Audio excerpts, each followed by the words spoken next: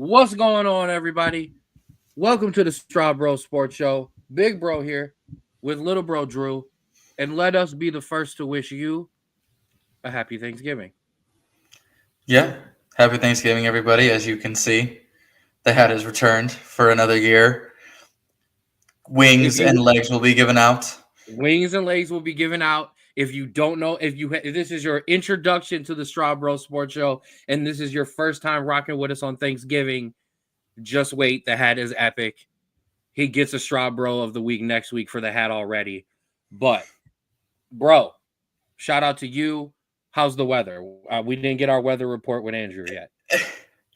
I mean, it's cold. It's gonna snow this weekend, which I think is a perfect kickoff considering it's the start of Christmas season, and that is the start of Christmas season. I'm sorry, it is not yet. You have to wait till Friday. No, great week.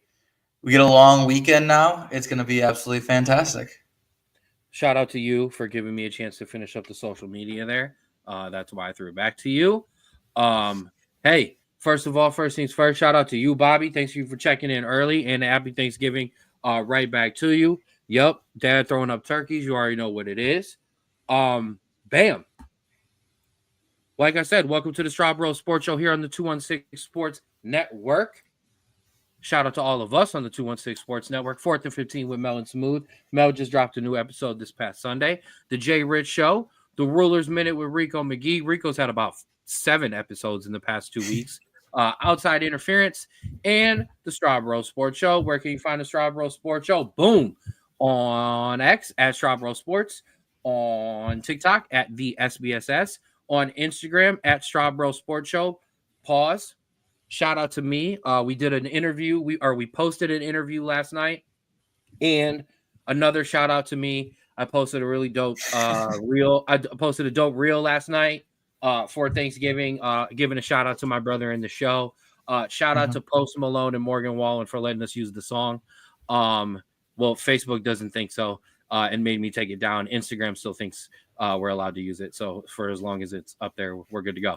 But also find it on Spotify, Straub Sports Show, completely up to date. I'm all on top of that. And if you're watching us on the TV, if you're watching us on the computer, take your phone, scan that link, boom.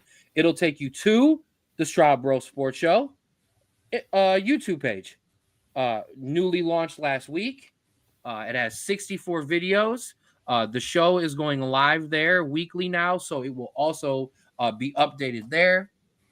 All of my up-to-date Rapids interviews are up there. There's more up there than you're allowed to see.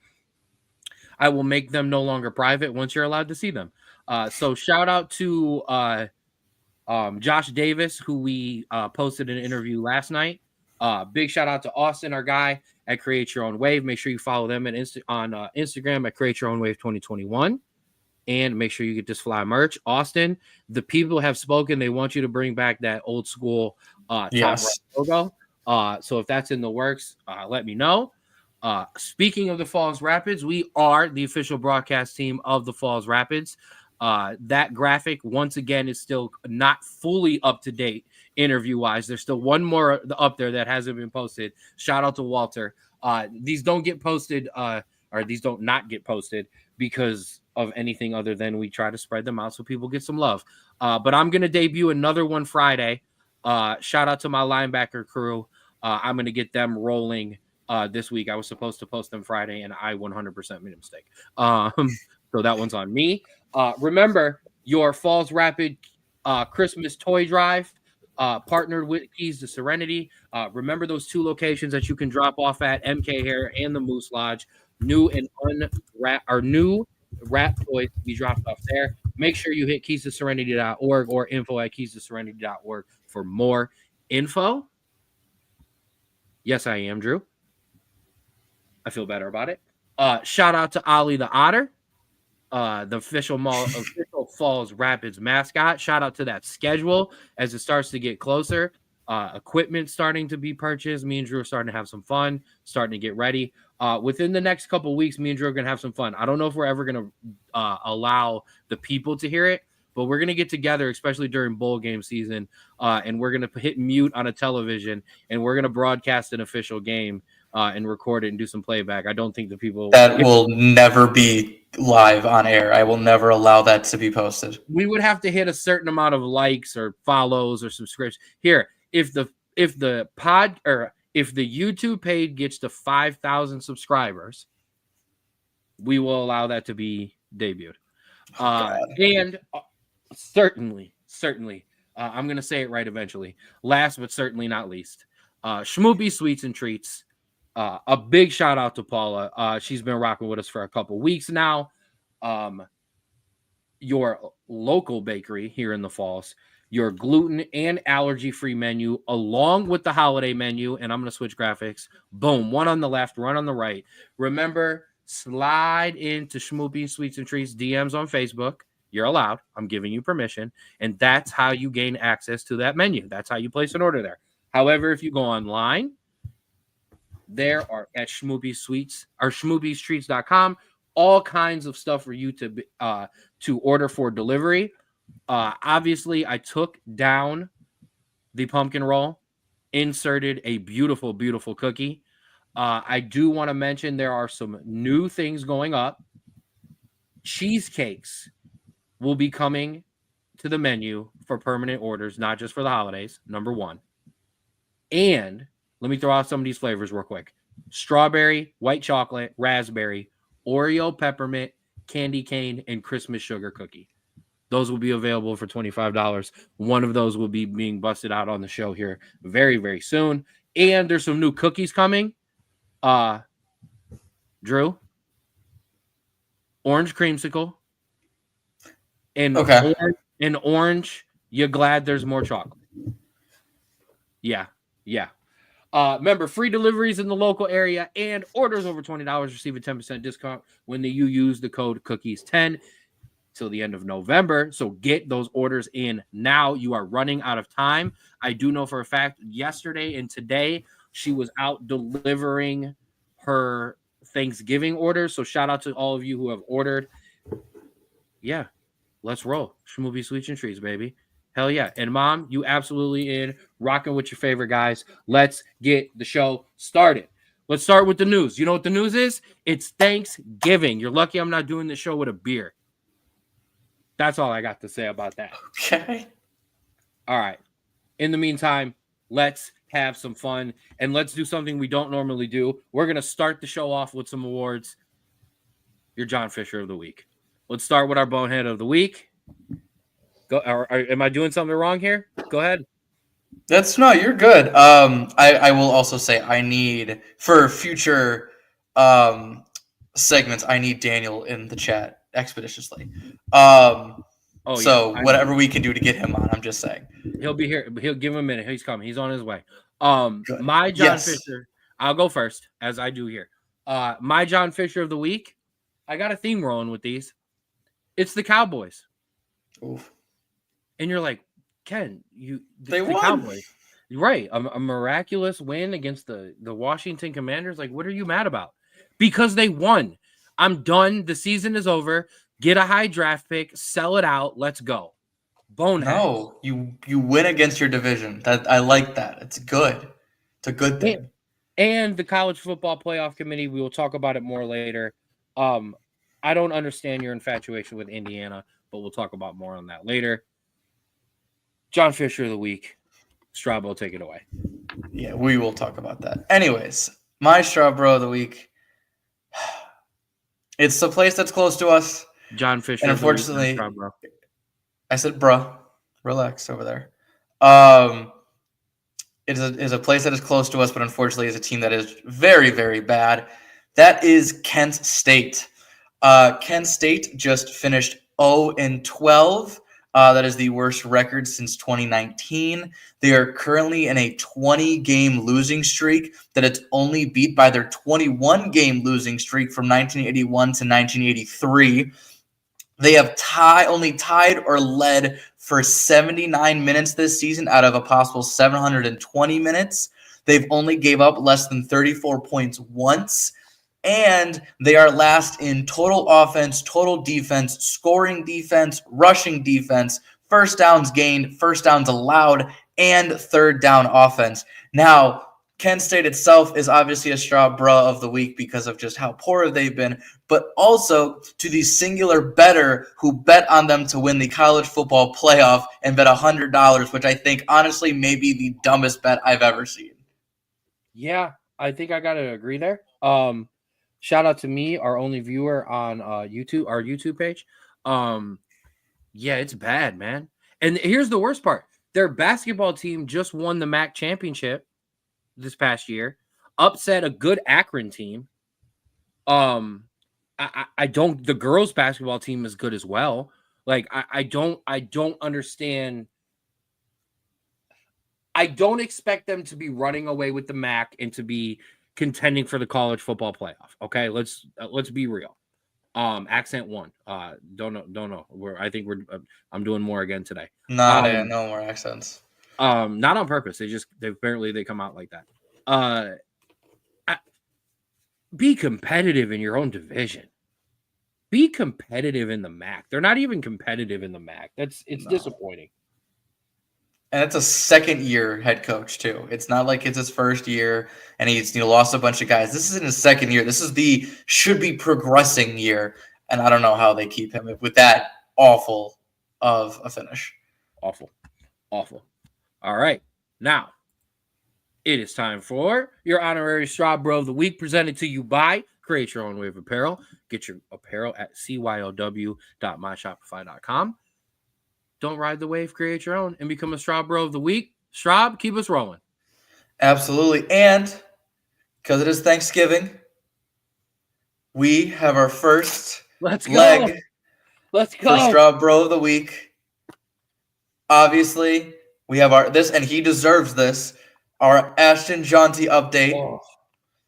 19 carries, 169 yards, and a touchdown. This man ate all of this the entire season, every single one. But also, a fantastic start to the college basketball season.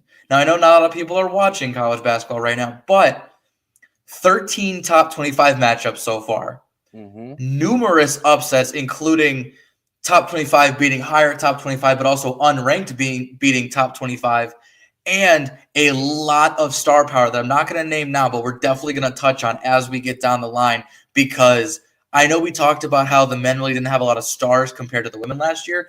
I really feel like they're going to catch up this year with a lot of names. So they get the big one today, because Ashton Jaunty, obviously the fantastic season, but basketball for in between weeks between the weekend of college football and regular football have been pumping out great games. I'm gonna check a couple boxes here.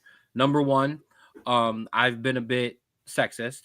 I've been watching college basketball, but only Notre Dame and only the Notre Dame women. So just I'm gonna keep it 100 with you. Number one. Number two, spoiler alert on some upcoming shows. Obviously, this whole episode, the reason why we're skipping through is because the college football week is massive, and we need to talk about it. Thanksgiving is about football, so we're going to give the people what they want. Secondly, once we get out of this major college football row here that we've got going on, and shout out to the official Falls Rapid page for rocking with us on the show today. Leave him alone. He's representing the team right now. You leave him alone. I should have screenshotted that text he put last week. I don't remember. Oh yeah, all the Steelers fans are going to catch their hell here soon. But as we get into the lull of college football season, where we hit the Army Navy week and stuff like that, as we prepare for bowl week, we are going to start to hit heavy men's and women's college basketball, and we are going to have an interview. Our many time, or I think 2 times, our 2-time friend of the show, Evan Littress, is going to join us. He just finished up his senior year at Walsh Jesuit High School. They made a run to the state finals for soccer this year. So we're going to talk to him. We're going to talk about his season, his plans for college, how we get the Straub Sports Show to be his first NIL deal, and for free, and his thoughts on not just his Liverpool, but Mauricio Pochettino in the United States men's national team. So some spoiler alert there for Straub of the weekend here. Look, I told you, safe behind the brand name. Yeah, he's hiding today. Smart man. All right, my Straub of the week. I'm going to contradict the hell out of myself. My Dallas Cowboys for taking down my rival Commanders. Shout out to their kicker for blowing it for me, because that helped. And then obviously the run back on the touchdown or the kickoff sealed the deal there. My second, I don't even mention that. I've got more. I just assume that people know that by now. My LA Galaxy, who put 6 on Minnesota to move to the Western Conference Finals, bringing the footy in there. When you put 6 on, you get some love there. And then, hey, remember when I talked about how I only watch women's college basketball? Boom. How about UCLA women for proving that South Carolina women's basketball does lose? They upset UCLA upset South Carolina this past week, and my Notre Dame Fighting Irish women's basketball team, who took down number 3 USC as Hannah Hidalgo and Olivia Miles scored and assisted on 63 points, more than the Trojans had themselves. And I'm just going to preview the spoiler, all of those cliches right here. I see that the beat down USC mentality is all over the Notre Dame athletic building. Let's go. That's all I got. Oh, you know what happens when you get excited and you get your hopes up. Oh, I know, buddy. Don't okay, don't worry. Yeah. All right, and that'll do it for your Straub Bros of the week. Now, as I said, we're trying to push through because we have a lot of college football to talk about. We have a lot of things to get out and all the way. So let's talk very quickly about our Cavaliers. #guard the land. The Cavs are just continuing to be scorching hot. They are rolling. And I think at this point, I don't know if pointing out that they're hot is even just justice anymore. This is not the Guardians. This is not a surprise that they're good. We know the Cavaliers are good. Yes, it was crazy that, they didn't lose a game for a month or, 2 months, whatever it was. But at this point, I'm not putting a pause on the conversation. I'm just taking a breath because I don't what else? What else do we say until we get maybe another month into the season? Right. Yeah. It's very similar to how, baseball is. It's a little shorter, but you have your hot start and you want to talk about the hot start, but then you kind of just want to see the season pan out. And then when we get to, towards the end of the season, then we could talk about, what this team needs or what this team, is good at and or is needed, in the playoffs and stuff like that. But for right now, let's just enjoy the ride. I don't think there's really a lot to talk about. Exactly. And this is not, it's convenient for us, but there were times this year where we just rapidly ran through the graphics on for the Major League Baseball. I will promise you this. Maybe not. No, I'll promise you it for next week's show. I will have a conference standings for the Eastern Western Conference. It's time to start expanding out into the league. While I can say that I haven't watched a lot of college basketball on the men's side, I've been diving in on my NBA. So I'm ready to actually have a conversation. I think it's maybe time for us to reach out to Jay on our network side and have him come talk about the Cavaliers and then the rest of the NBA as well. But we will continue on to that. So like I said, yeah, Cavs are still hot. They're still winning. They're going to continue to win. Let's check in a week or two and then kind of go from there. So with that being said, it's time to give the floor to the Cleveland Browns fan that represents this show. Very, very, very, very heavy. You were talked very badly about last week by all of us. No one in the world picked you. Okay. I also agree with this. It's a great I don't know. It rivals how hot the Cavs are. I don't know if you already seen that one of those legs came off for Ashton Genty, but Straub, talk about the Thursday night football game. Browns 24, Steelers 19 in an absolute blizzard. Dog pound was unleashed.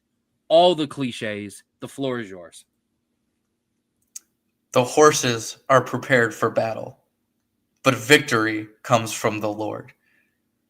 That was said in a pregame interview as Jameis Winston took the field. And this is why, not a leg, because we are still 3-8, but a wing goes to the Browns for, in a season full of disappointment, turnover, turmoil, and just absolute just sadness. You have given us, in 2 weeks out of the last 3, a fantastic time under Jameis Winston. This was a game that was made for Cleveland to win. We kept them close in the first half, and then the environment took over. This is exactly why I want to never have a dome. I saw that. Very, very good. I never want to have a dome because of games like this. Because it's so much fun. Regardless, even if we would have lost, it's a fun environment to be in. It's fantastic. But the fact that we were able to go in, beat a absolutely on fire Pittsburgh team, a division rival in a tumultuous season, and now even though we are 3-8, we are 2-1 in the division. They deserve this, at least for this week. Oh, Browns fans. Okay, you deserve it, but I also beat my division rival, and I'm not out here giving away. You gave them Straub Bro of the week. What do you mean? I give away 7. I mean, at some point, anybody can get one. But okay, yeah, you deserve it. You went out there. Listen, you wouldn't be 3-8 if Jameis Winston started the whole entire year. Probably not. So at some point, you kind of deserve this. Okay, listen, don't take this from me. Don't you rain on this parade. We are going to go into Monday night and get whooped by Bo Nix, okay?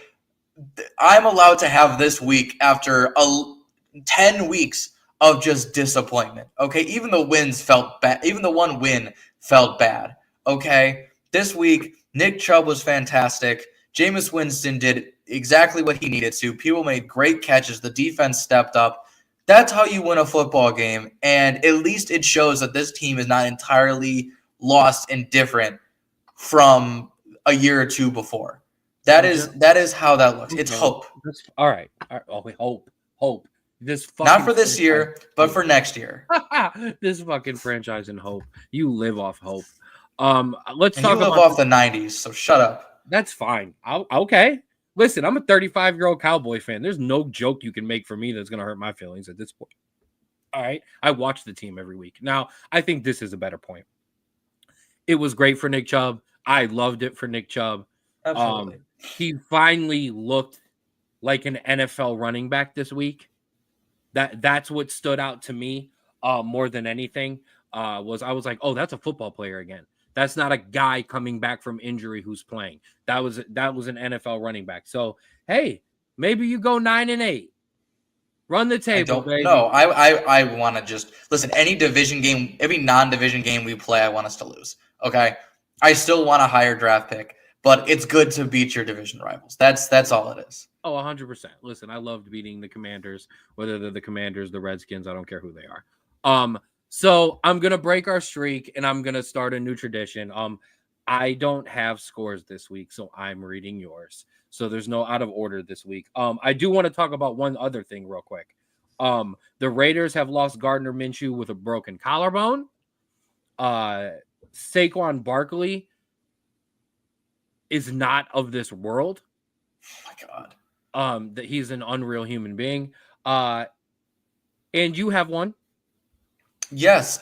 In a span of a week, Daniel Jones has been released by the Giants and has now signed as a practice squad member right now to the Minnesota Vikings. Minnesota Vikings are 9-3. They are looking red hot, ready for a playoff run. And apparently, the decision from Jones was he wanted to sit behind a playoff caliber team with a understanding coach, and this fit the bill perfectly. So it's very possible, with my prediction of Daniel Jones will be the next Sam Darnold. He is now under that exact same system. So we will see what happens. I love that. And here's the thing: Daniel Jones has talent, so like him Oh, becoming the next Sam Darnold. He led him to the playoffs. Right. Saquon Barkley led them to the playoffs. He accounted for, I think it was 75 to 80% of their total percentage of offense that year. But I absolutely think he needs a fresh start, a good coach, a good organization. And he did say he wanted to go to a contender. So all those boxes are checked. I mean, now if Sam Darnold goes down, they just replace him with Sam Darnold light. Like, it's not a bad thing for anyone involved. No. So, all right. So the rest of your scores there, those said Giants got absolutely roasted by the Buccaneers and Baker Mayfield. Shout out to Baker. I got to give you a little tip though. It's a little bit more. It's in the wrist, baby, when you do this. It's not the whole arms. But I appreciate it anyways. Baker, touchdown maker. In a game that was way closer than it should have been, the Chiefs beat the Panthers 30-27. Bryce Young, has he redeemed his job? Has he redeemed himself? In any other organization, I would say yes, but because it's the Panthers, I would say I would give it till next year and see what he does with all of the players that he will lose this year and not gain back in talent. I will say all hope is not lost like it was before. That is true. I will say that you got a point there. Mom gives Baker some love for the dance, and yeah, his wrists were going, but you gotta give it a little bit better. Yeah, they were like, I know. Yeah, it was a little crazy. I love it either way. Boom. The Cowboys, as I mentioned, took care of Washington 34-26. Jaden Daniels looked okay. Remember, this was a 10-9 game going into the fourth quarter. I think that's fair. Which is wild. Yeah, the fourth quarter was just ridiculous. Jaden Daniels looked okay. He looked Cooper good. Rush, QB1. Oh, shut up. I don't like I'm not even entertaining any of that stuff. Daniel Jones Super Bowl. Yeah. Okay. All right. Sam Darnold goes down. Hey, listen. Could be a Nick Foles situation. Listen, we'll get to Big Bros Big Bets here soon. I've got no criticism in anyone making any bets. The Dolphins took care of their division rival, Patriots 34-15. Another surprising one, Titans over the sorry, I almost cussed for the third time, over the Houston Texans 32-27. Lions continue to stay hot 24-6 over the Colts. Vikings over the Bears 30-27 as Caleb Williams has turned the corner, I think. Yeah. And it started to look like the number one pick. Yeah, I think that we expect our quarterbacks to go out and just absolutely perform year one, but every other metric says that's very, very rare. Mahomes sat behind Alex Smith. Ben was 4-12 his first year with Pittsburgh. Phillip Rivers didn't look like he set the world on fire. It took Eli a while to really get in the form that he still didn't. He wasn't consistent his entire career. We have to let quarterbacks get ready. We can't just dismiss them. Even Justin Fields has a role now in Pittsburgh and performs it fantastic because he's able to just read and do things that he's well with. And so I think that's what we haven't. We're too quick to judge sometimes. And remember, Justin Fields wasn't supposed to start. Russell Wilson was supposed to start from the beginning. So if we had only been seeing the package that was built for Justin Fields, we would be thinking even more differently about him than we have been. No, Nick, I'm not entertaining this. I mean, he always doesn't look terrible, but but he also doesn't look great. That's the point. He's your Matt Flynn. Thank you. No, not even Matt Flynn. I don't even know. He's Drew Lock light. I like to use the light instead of poor man's. Drew Lock. Also, the crazy thing is that they played DeVito. I don't want to get into it, but they played DeVito instead of Drew Lock Drew Lock started. I want to give a shout out to Rex Ryan, the Giants, because I'm just going to steal his quote.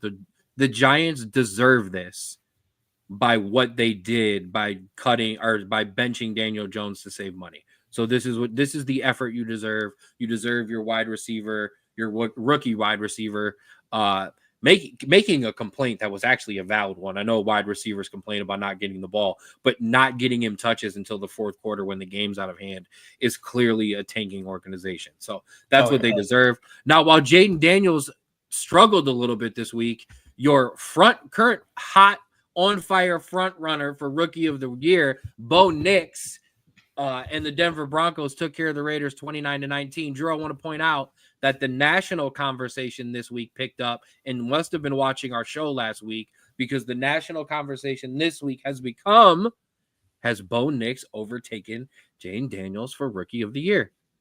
Yeah, no, I'm sure that's the national conversation. No, that's kind of all I have to say about it, because, we are so prisoners of the moment. Listen, for the third week, possibly maybe fourth week in a row, that race has gotten closer. Yeah, but there was also a whole ocean of gap before those weeks. I understand, but he also was on a jet ski. Now he's on a boat. That gap is sure. I'm just saying. Yeah, play the Raiders. Good, congratulations. They have nothing to play for. They played the Cowboys. We got nothing to play for.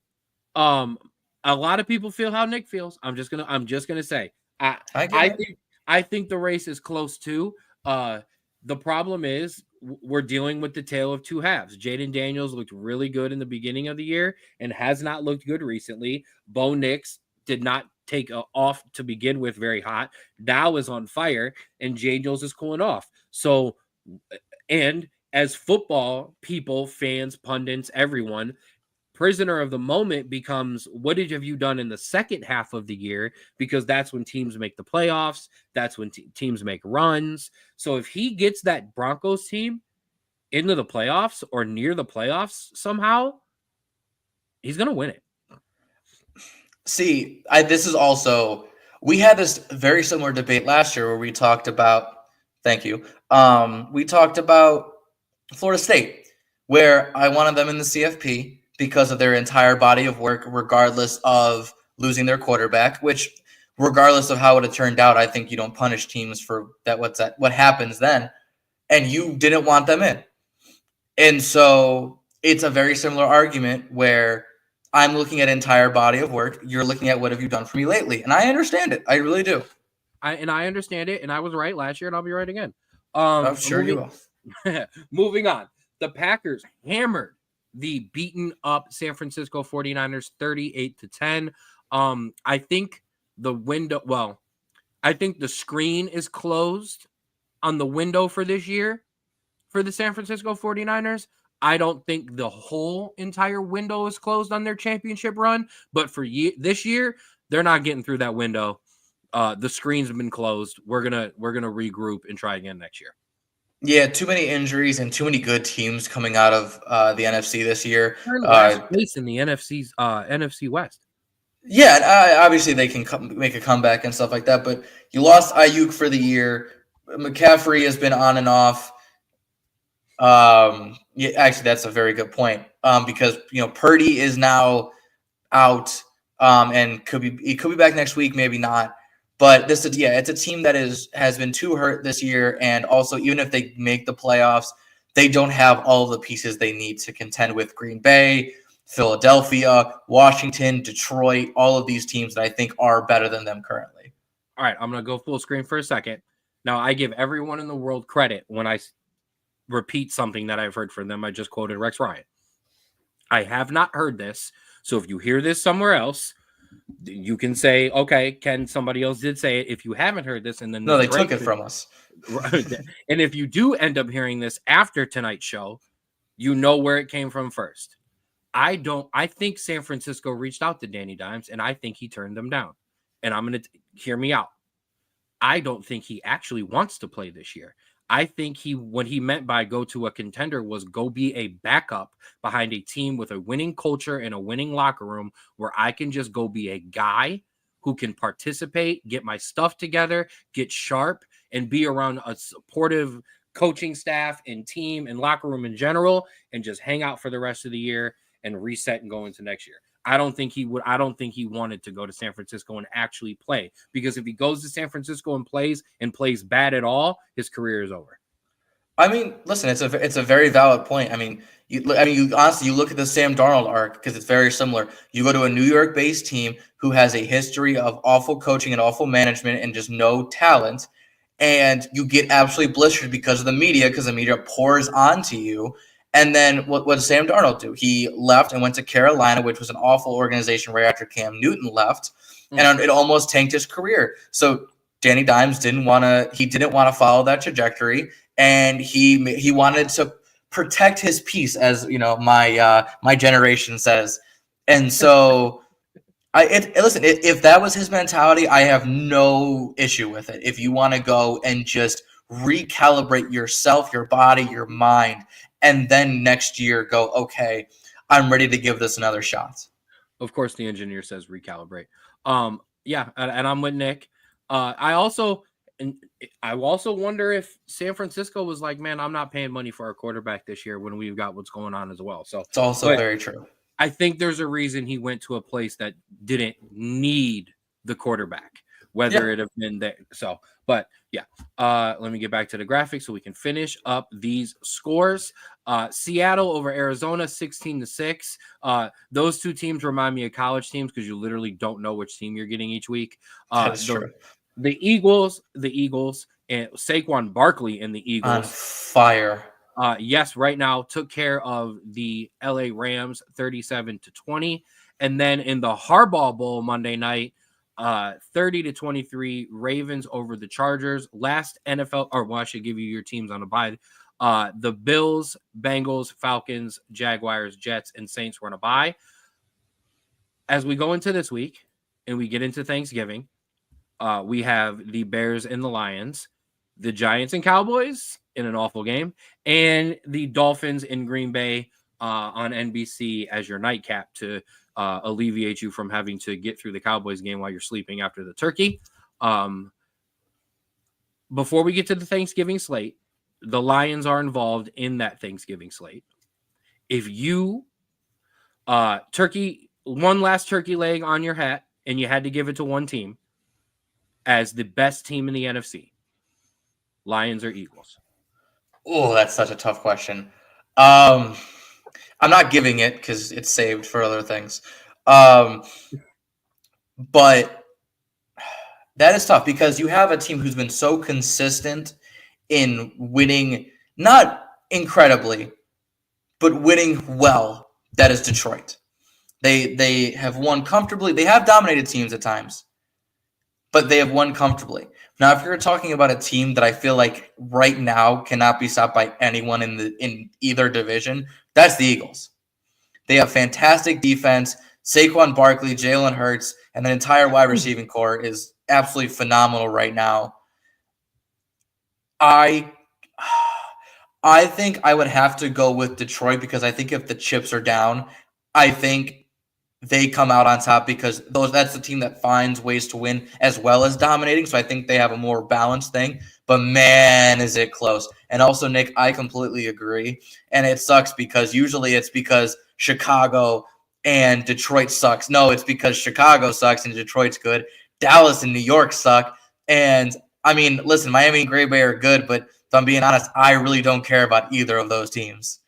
That's fine, but that's a great game. You could not care about it's a great game, but it's also a first round exit for both teams in the playoffs. Yeah, but everybody will have you have nap time during the Cowboys and Giants to then wake up and be excited for a football game.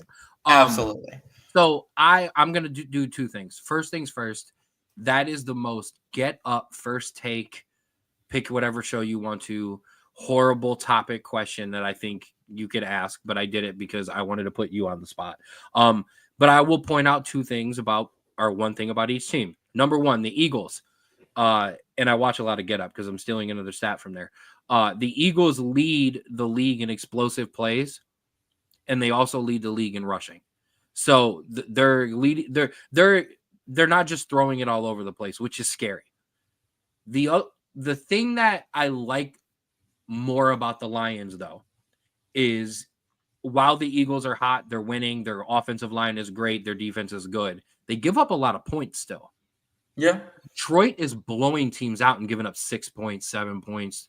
Like, even in the games they lose, yeah, they've given up some points. NFL teams score, but that defense, even without Aiden Hutchinson, is still wow and can hold you down.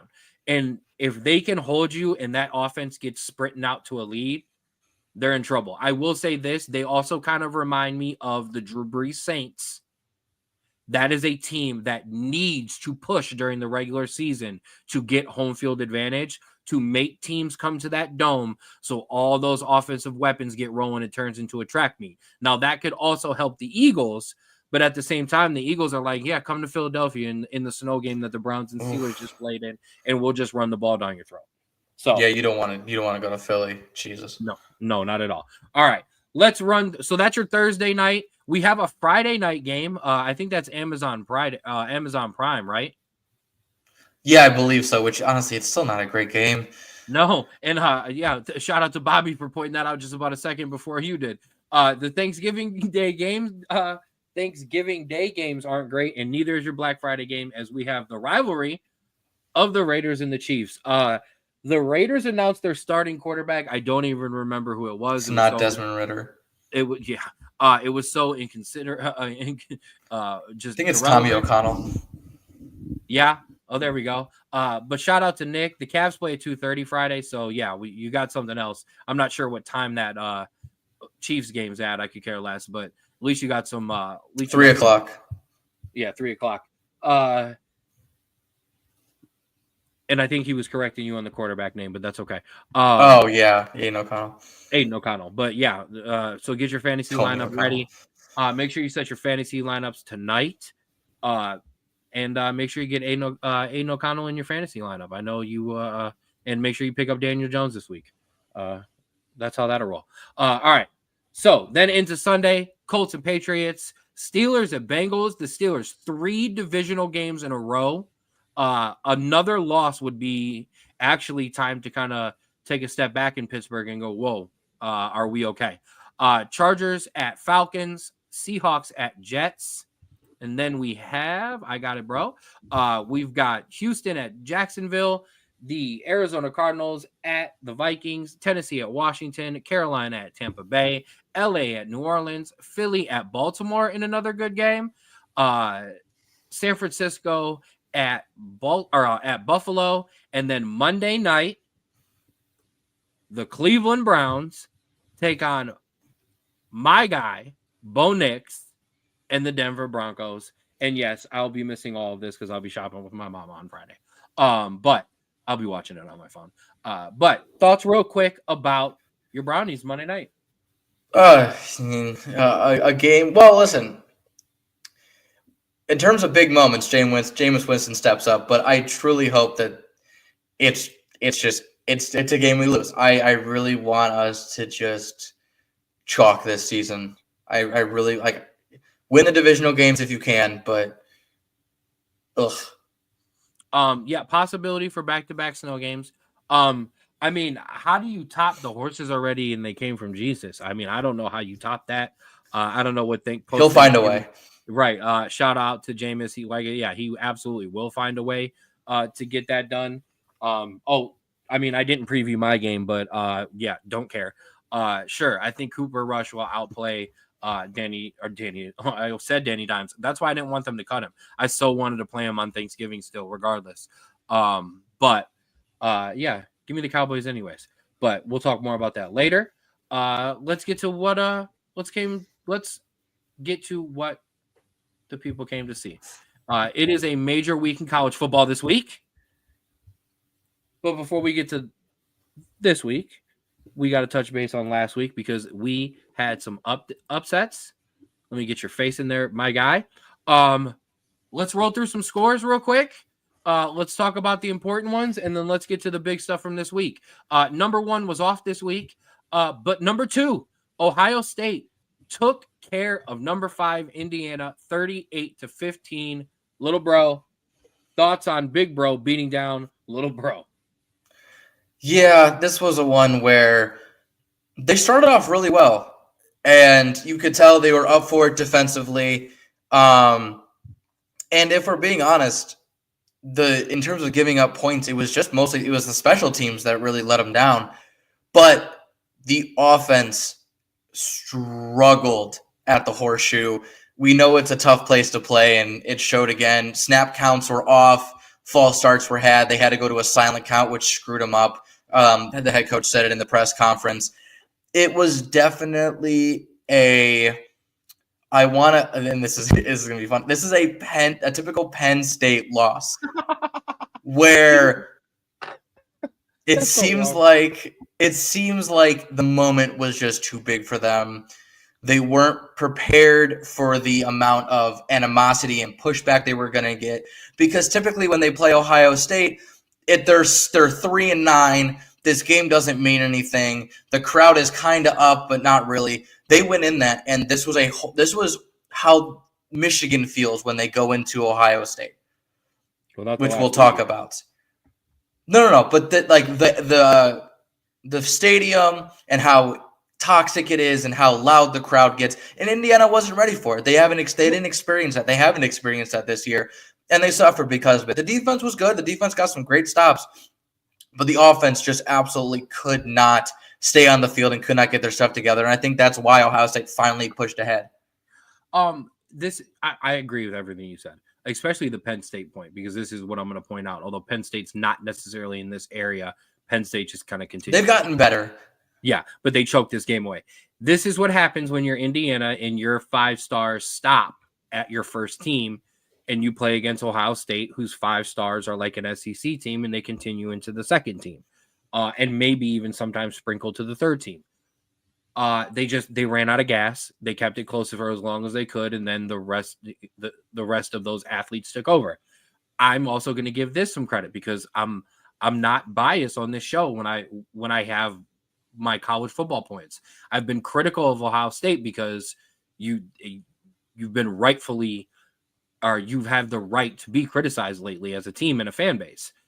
The Horseshoe has not become the hardest place to play anymore because of a kind of a spoiled fan base. It's kind of like, all right, let's get to Michigan. Let's get to the national championship.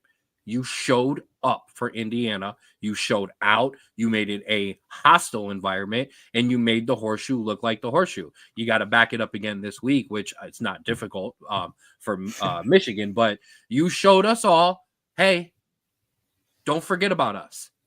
We kind of did, because you're head coach and the way that you've kind of been in some close games. But man, that was a statement win by Ohio State.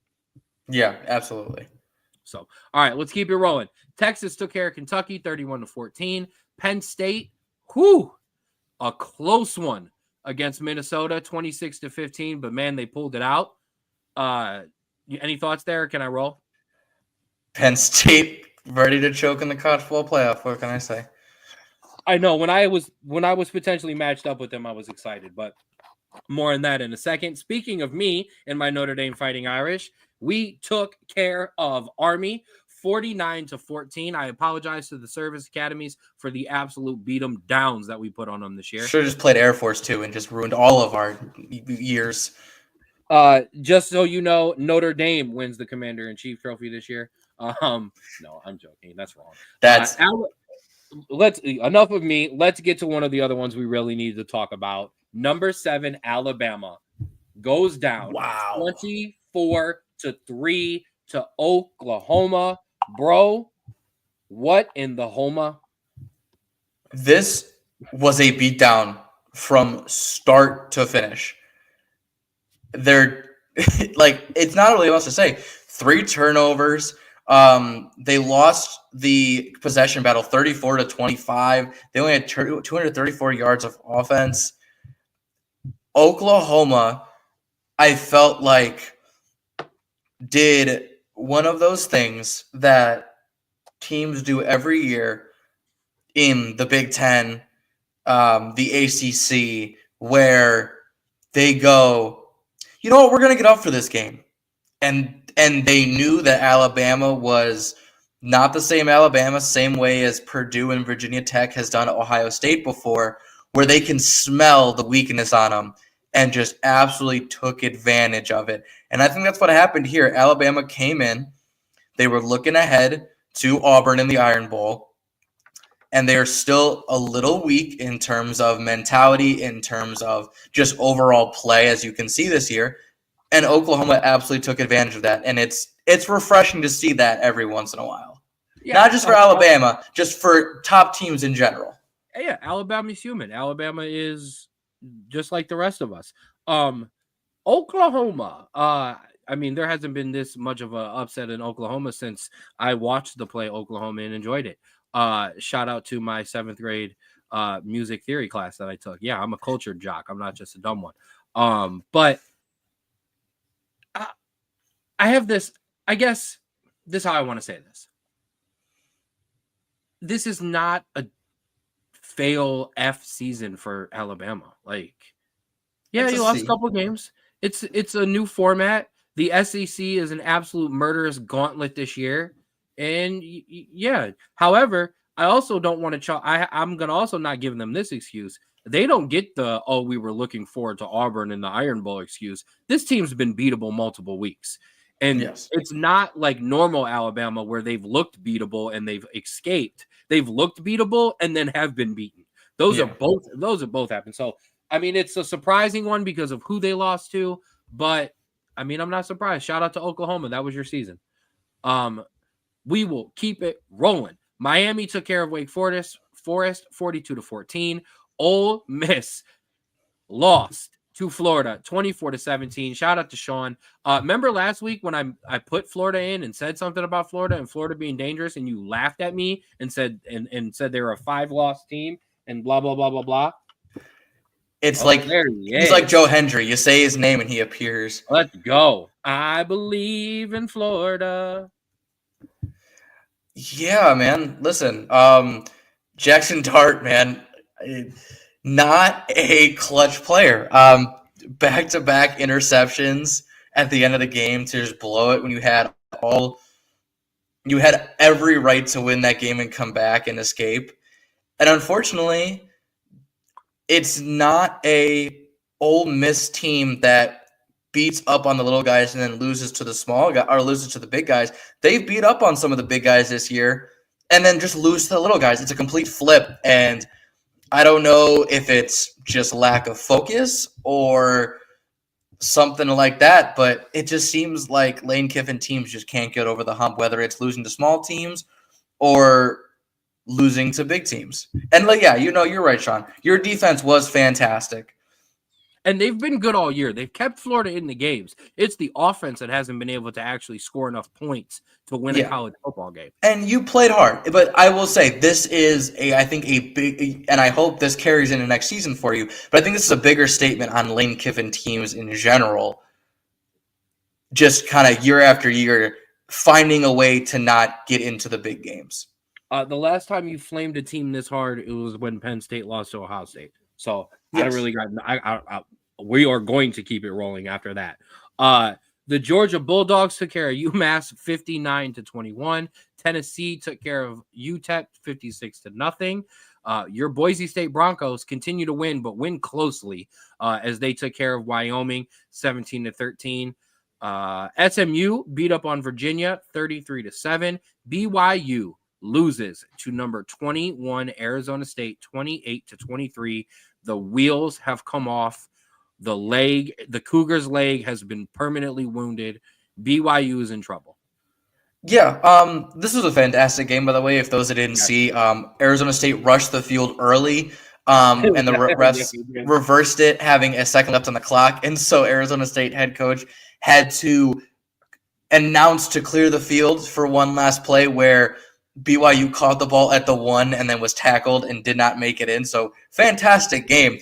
But honestly, so I know I ragged on Ole Miss and didn't give Florida credit, but this time I'm not going to rag on BYU. This is a good Arizona State team. I think this is an underrated Arizona State team that, due to injury, has been lackluster in the beginning season, but only had 2 losses, one of them to Cincinnati with a backup quarterback that just couldn't throw the ball.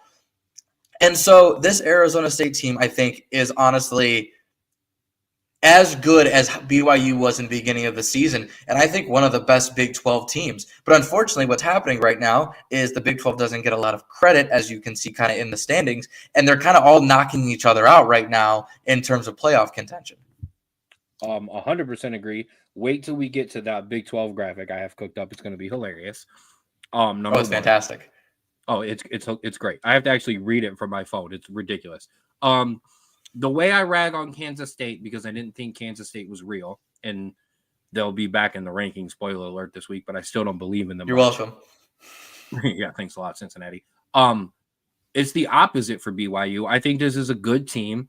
I just think that, listen, man, there's only one team that's in the top 25 that's actually legit that has a 0 in that loss column. This year's tough. Going undefeated is damn near impossible. That's why it's one of the reasons they opened this playoff up.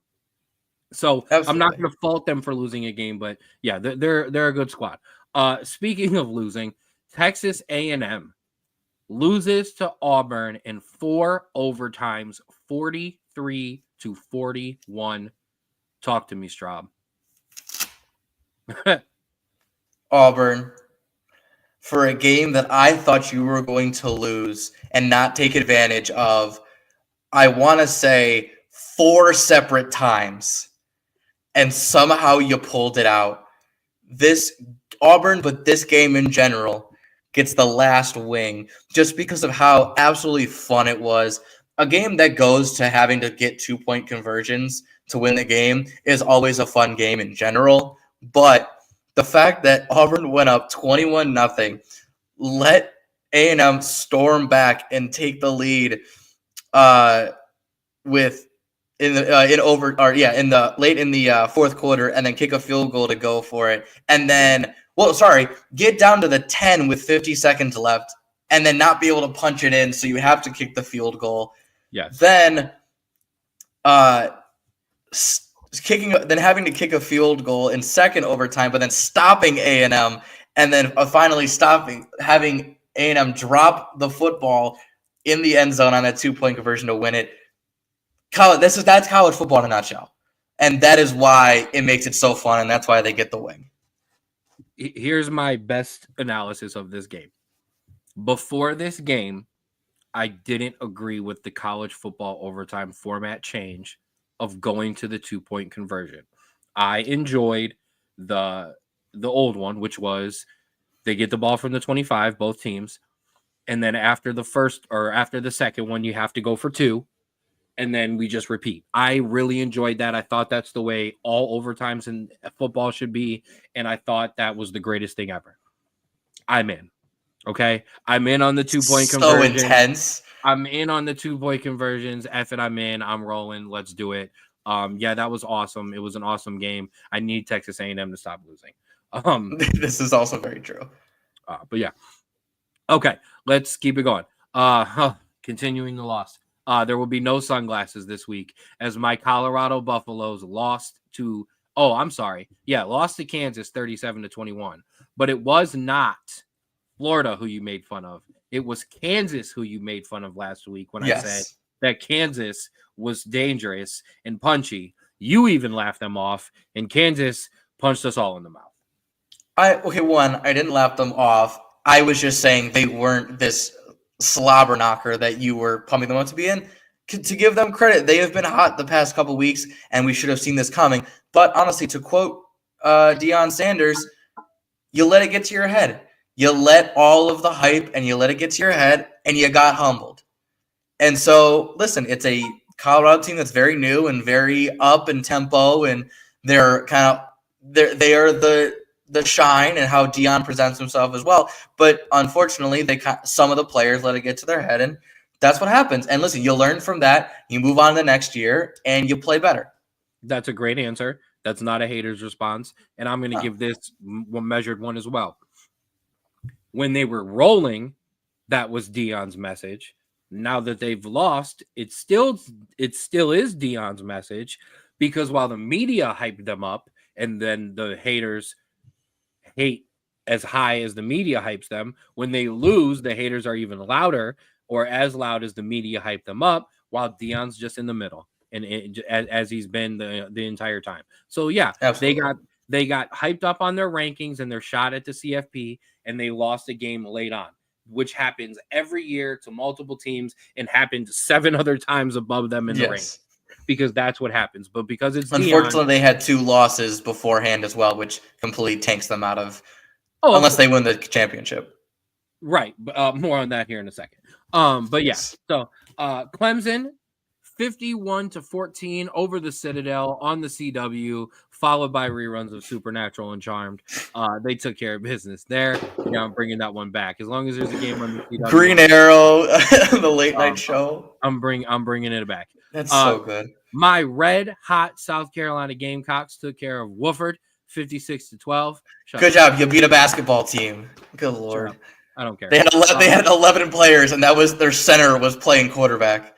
Don't care. We talked about Army. Tulane were off this week. Talked about Arizona State. Iowa State took care of Utah, close, but 31-28.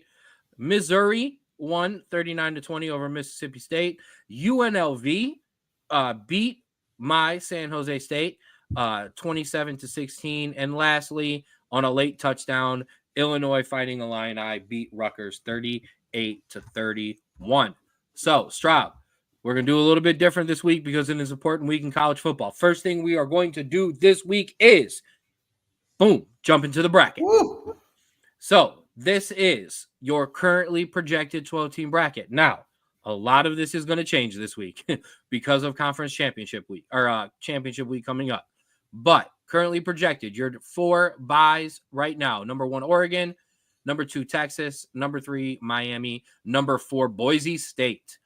Those are not the actual rankings. Those are the teams that are currently projected to win their conference and get a bye. Now, Boise State has now jumped above the Big 12 winner in Arizona State. Talk to me, Straub. So I have 2 things. One, I would love to swap Arizona State and Indiana just to get a neutral field rematch against Indiana, Ohio State. And I also think Arizona State and Penn State's a much better game. But 2, how scared are you of that SMU matchup if that comes true? Oh, no. Because that SMU team, are you sure? That SMU team is scary. Cocky Notre Dame fan came out. I apologize. So I've had 3 potential matchups so far, or 4. I've had the first one, which was Penn State. The second one was Alabama. Third was Tennessee. This week I have SMU. This is not the most confident I've been. I really wanted Penn State. I'm not going to lie. Yeah. But this is probably the second most. I would be more scared of both SEC teams. I respect the hell out of SMU. They are a good team. But no, I'm confident in my defense. I like my team. I'm going to lose this week to USC because of all of this, so we can clip this now. But no, I'm not scared of SMU. I'm okay with that. And I even have looked ahead because before, when this was all projected, it was Georgia that was my projected team to play, which scared the hell out of me. Yeah. I'll take Texas. I know they haven't played anybody, and the only team they played with lost, but I still don't want to mess with Texas. I feel it. Unfiltered Notre Dame thoughts from Ken. I do say the rematch potentially with Georgia and Tennessee is wild to then have that winner go play Oregon, and then the whole left bottom of the bracket will be disrespected regardless. If that's how that continues. Head-to-head does not agree with you, Sean. Head-to-head does not agree with you. Although rematches are tough. But Absolutely. and then Ohio State would be the scary one because they would be the team that would be the one team that would be told, oh, this is a cakewalk. This is just yours to run through and then be scary. Although Boise State scares me because that is not my old school high school or young Boise State team that can throw it up. That is a team that is winning very close games against not great opponents. Lucky, as you see, is dying to get in on this conversation behind me because we were talking about Notre Dame. Actually, I think he's mad at me for saying we weren't scared of SMU. So we're scared of SMU. I'm sorry. We're scared of SMU. I take that back. We're terrified. SMU scary as hell. That sounds more like you, so thank you. There we go. All right. Now, it is a big week this week. It is rivalry week. But with rivalry week comes a lot of things happening going forward into conference championships. So, Drew, on the fly here, do you want to go with your stuff first, or do you want to go with my conference championship implications? Let's go with yours first. Okay. Now, I'm going to run these through. These are going to be nice, bright, shiny for you to look at. Don't worry about it. It'll all be explained. So, first things first. Let's start on the left-hand side with the SEC. Georgia is locked into the conference championship game. They will play, this one's pretty easy, either Texas or Texas A&M. Texas A&M play each other 7:30. Drew and me will talk about more than that in a second. It is really simple. Win and you face Georgia. I like it. And honestly, okay. I think that it's very deserving considering, one, like I said, Texas really hasn't played anybody, and when they did, they lost, and it was Georgia. And A&M has definitely played a harder schedule, but definitely have more blemishes on the resume than Texas. So I think it's a good – whoever wins deserves to be there. And you can argue that Texas A&M has been their most dangerous after they've been beaten, so we know we're going to get what kind of effort we're getting from them. Now, over on the ACC side, said most dangerous team in the college football playoff, SMU, locked into the championship game. They will take on, this one starts to get a little bit more complicated, either Miami or Clemson. Now, this is kind of simple. If Miami wins, Clemson has no shot. Miami is in, and it is SMU versus Miami. Now, if Miami were to lose to Louisville and Clemson were to win, Clemson would get into the ACC championship game, possibly salvage their season, and have a shot at the college football playoff. Yes, and I will say Miami is playing 8-3 Syracuse at Syracuse, so not an easy win, but I think a game that Miami. Yes. Sorry. Well, I think you said that for Clemson, which is wrong. Also, Miami. Clemson plays South Carolina, but yeah, go ahead. Yes. And so Syracuse is not an easy opponent, also on the road. So a game that I think Miami should win, but you never know what could happen. And also Clemson, playing South Carolina, both teams playing very, very good football right now, and a rivalry even intensifies it. So very, very fun. Okay.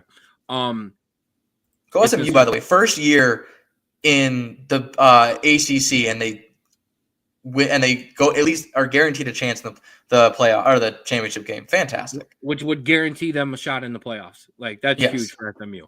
All right. Now these are going to start to get a little bit more complicated. Ignore the entire right side of the screen for a second. Let's start with the Big Ten. Once again, Oregon, clinch spot. They are in. They will. This is similar to the ACC. Now they will either play Ohio State or Penn State.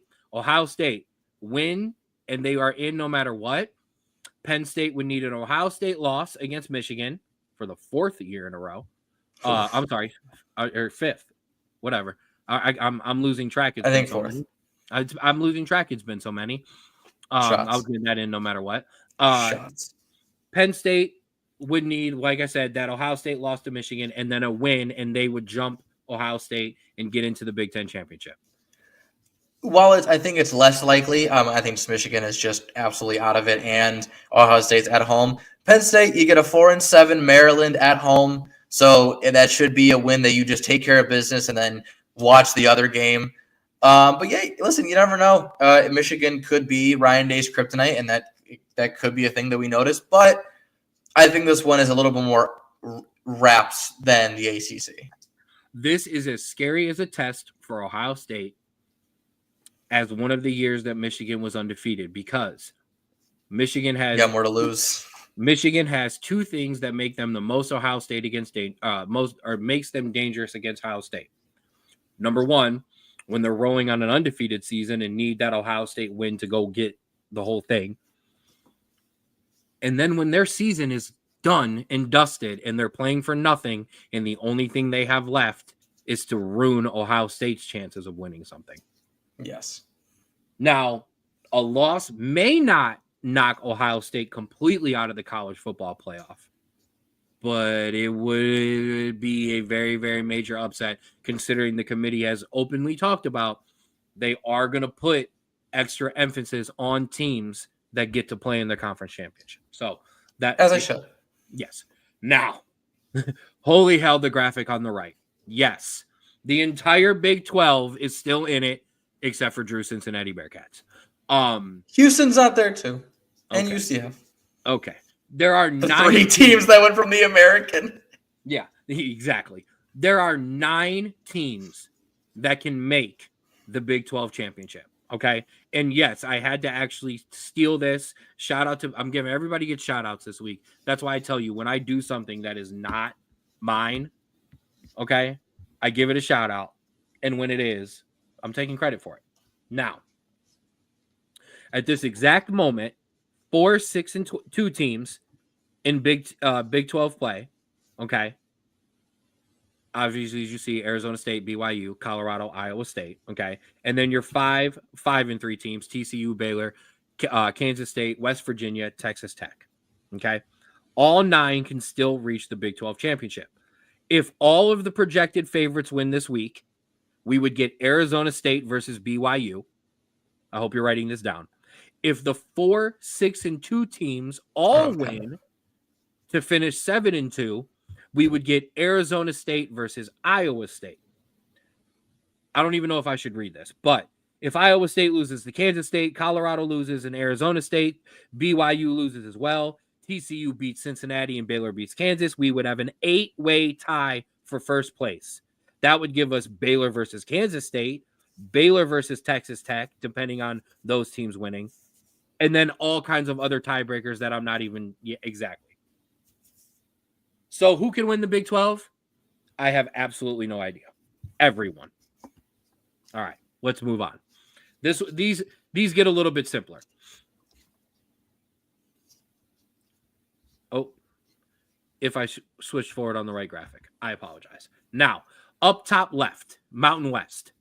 Pretty simple. Boise State is in. UNLV is in with a win. Colorado State's in with a win and a UNLV loss. That's been pretty common. Shout out to the American for being the only conference to get this damn thing done right. Army versus Tulane. That's it. They would also need some absolute chaos for the winner of that to make it into the college football playoff. It would basically have to be Tulane, and they would need some absolute chaos. The Sun Belt Conference, I mean, what I said is real. I have no idea. Okay? They don't know. Okay? Marshall leads Georgia Southern by a game, but they've lost. They play James Madison. They have to win, but if they lose, it could be Appalachian State. It could be Louisiana. But if Louisiana and Southern have the same circumstances where it's a mess. Okay? But here's what you need to know. It's either Marshall, Southern Alabama, or Louisiana. Moving on. The MAC. Now, the MAC kind of set this up for us. Friday night, we have a MAC championship eliminator. Miami of Ohio, Bowling Green State University play each other. Boom. Winner moves on. If Ohio were to lose this week, it would open up the door for the Buffalo Bulls, not the Buffalo Bills, to make a chance to make a run at the MAC championship. Paulo, you are never late. We gave you a shout out. I told everybody it was delivery day. Happy Thanksgiving to you as well. Cookie shout out at the end of the show again.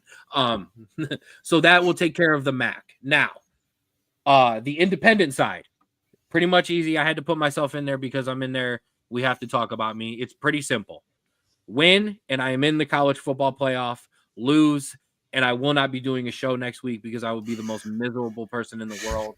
Yeah, you would. There's been some percentages that have said even if we lose, we could get in. I'm going with lose and we're out. That's what I think happens. That scares me. I'd have to do the show myself. Yeah, so your first ever solo show. But we will get to more on that in a second. And then finally, Conference USA, Jacksonville State are locked in. And then basically The same thing for a couple of the other conferences, just with one more team added. Liberty win, and they're in over the other two. But if Liberty were to lose, Western Kentucky would be in. Sam Houston would be in with a Western Kentucky loss and a Liberty loss. That is because Western Kentucky and Sam Houston play each other. Okay. I'm sorry. No, I apologize. Sam Houston plays Jacksonville State. So if Sam Houston were to beat Jacksonville State and Liberty and Western Kentucky would lose, Sam Houston State would then face off against them again in Conference US of A. And that will do it for that. We will get to that beautiful Heisman graphic in a second. It is rivalry week, as been brought up many times on this graphic. So, Drew, your own little touch of college football graphics. Give the people a taste of rivalry week. Yes. So I know we talk about top 25 a lot, but I feel like this week it is good to just encompass college football for what it is. And that is a game of college pride and basically wanting to just rub your face into another school year after year. It's a game of green jerseys and yellow pants and rocks that you touch on the way down to the field. All the good stuff. Exactly. So we will do a little bit more. First, we will touch on games that are just for bragging rights. We have Florida at Florida State. Obviously, Florida, the more hot team, but you never know. Louisville at Kentucky, always a heated one. Unfortunately, not as good as it has been in years past, but still will be just as good. How good was that game last year? And it was ranked. Oh, fantastic. Minnesota at Wisconsin. Interesting rivalry. Some of these are actual rivalries that I've just found out for the first time, but the more the merrier. Arkansas at 21 Missouri. I am the one I took them out of spoiler just because Missouri's just had a disappointing season. And so even if they finish top 25 and they win, I don't believe it's a massive thing for them. NC State at North Carolina, very, very good game. Virginia. Pause. Reports out of North Carolina are that Mac Brown will be fired after this game, after earlier reports from Mac Brown's camp saying that he was returning next year. Yeah, very tough. But, I mean, honestly, I feel like that was coming. This team's been kind of stagnant. Mac needs to go into the athletic director role there at North Carolina. Yeah, I agree. And then they're good, and he can stay involved in football or like football operations manager, something like that. But sorry, go ahead. No, you're good. I agree.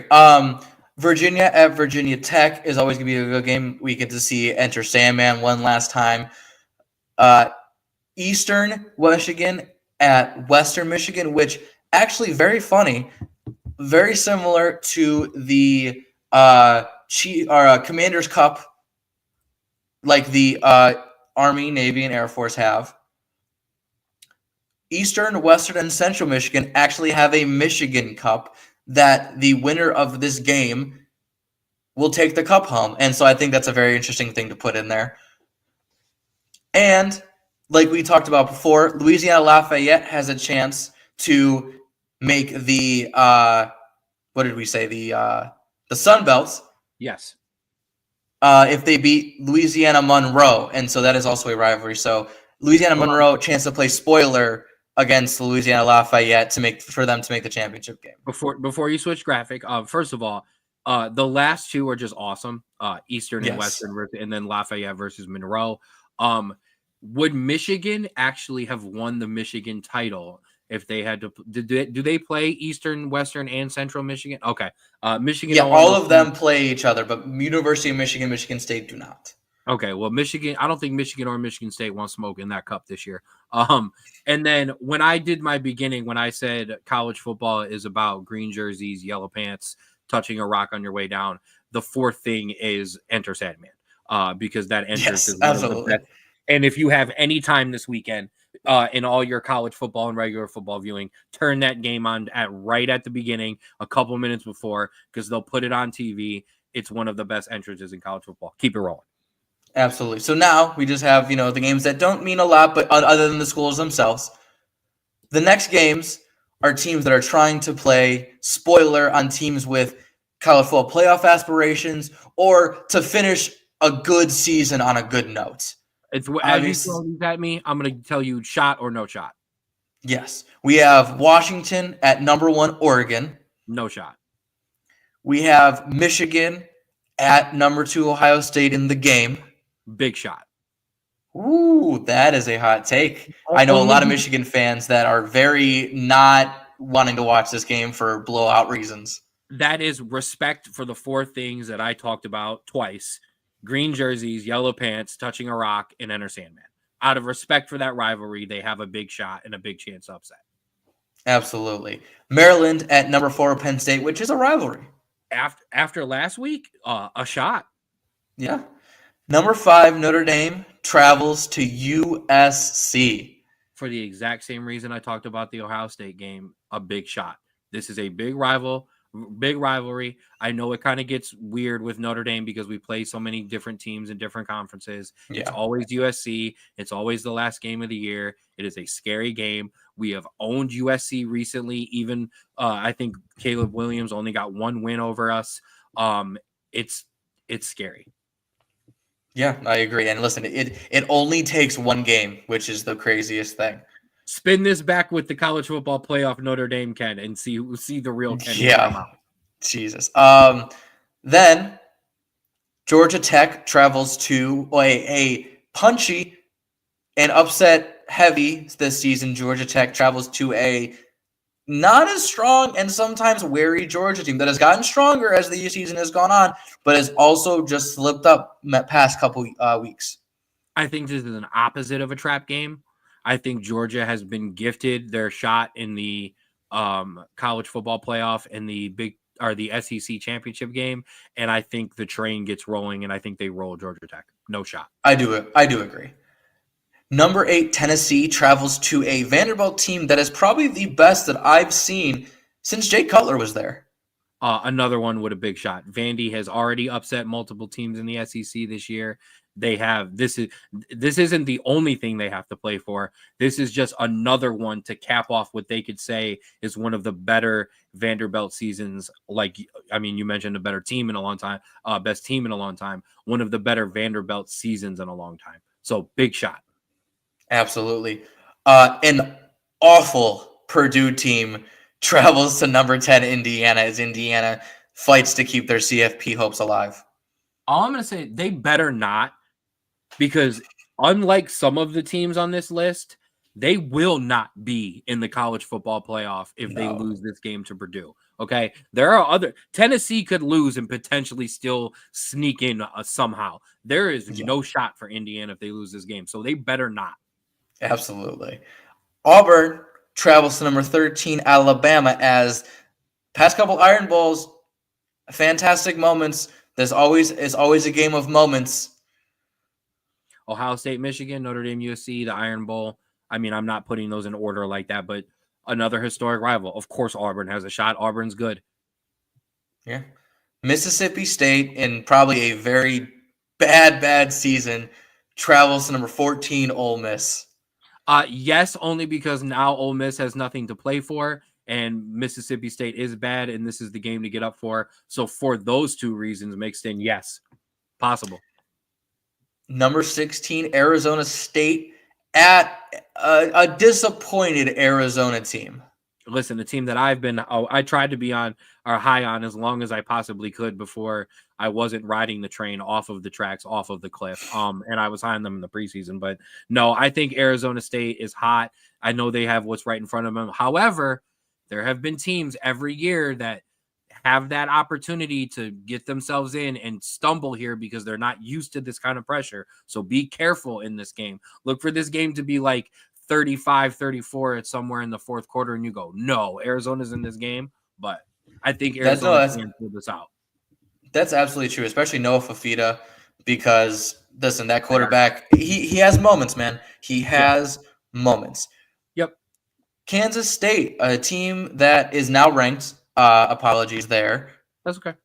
Will travel to number 18 Iowa State in a game that I can't remember the name of the rivalry, but it's a very just generic one. because it doesn't seem like these two teams should have a rivalry. Because Iowa and Iowa State are stupid and playing like the second game of the year every year instead of waiting until the end of the year to play their game when everyone else plays their rival. Yeah, there's some other ones too that do that, and it bothers me. I could care less about this game. Iowa State, don't blow this against a Kansas State team that I'm not high on. Yes, Nevada tries to ruin UNLV's first top 25 ranking in a very long time. But Nevada's 3-9, so we gotta give more love to the Las Vegas rivalry here. The battle of the Strip. Let's go. I like this. What did you say?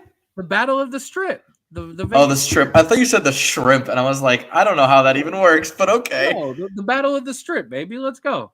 No, you're right. I like it. I'll get up for it. And I don't know what that's called, but take that, coin that, use that. Absolutely.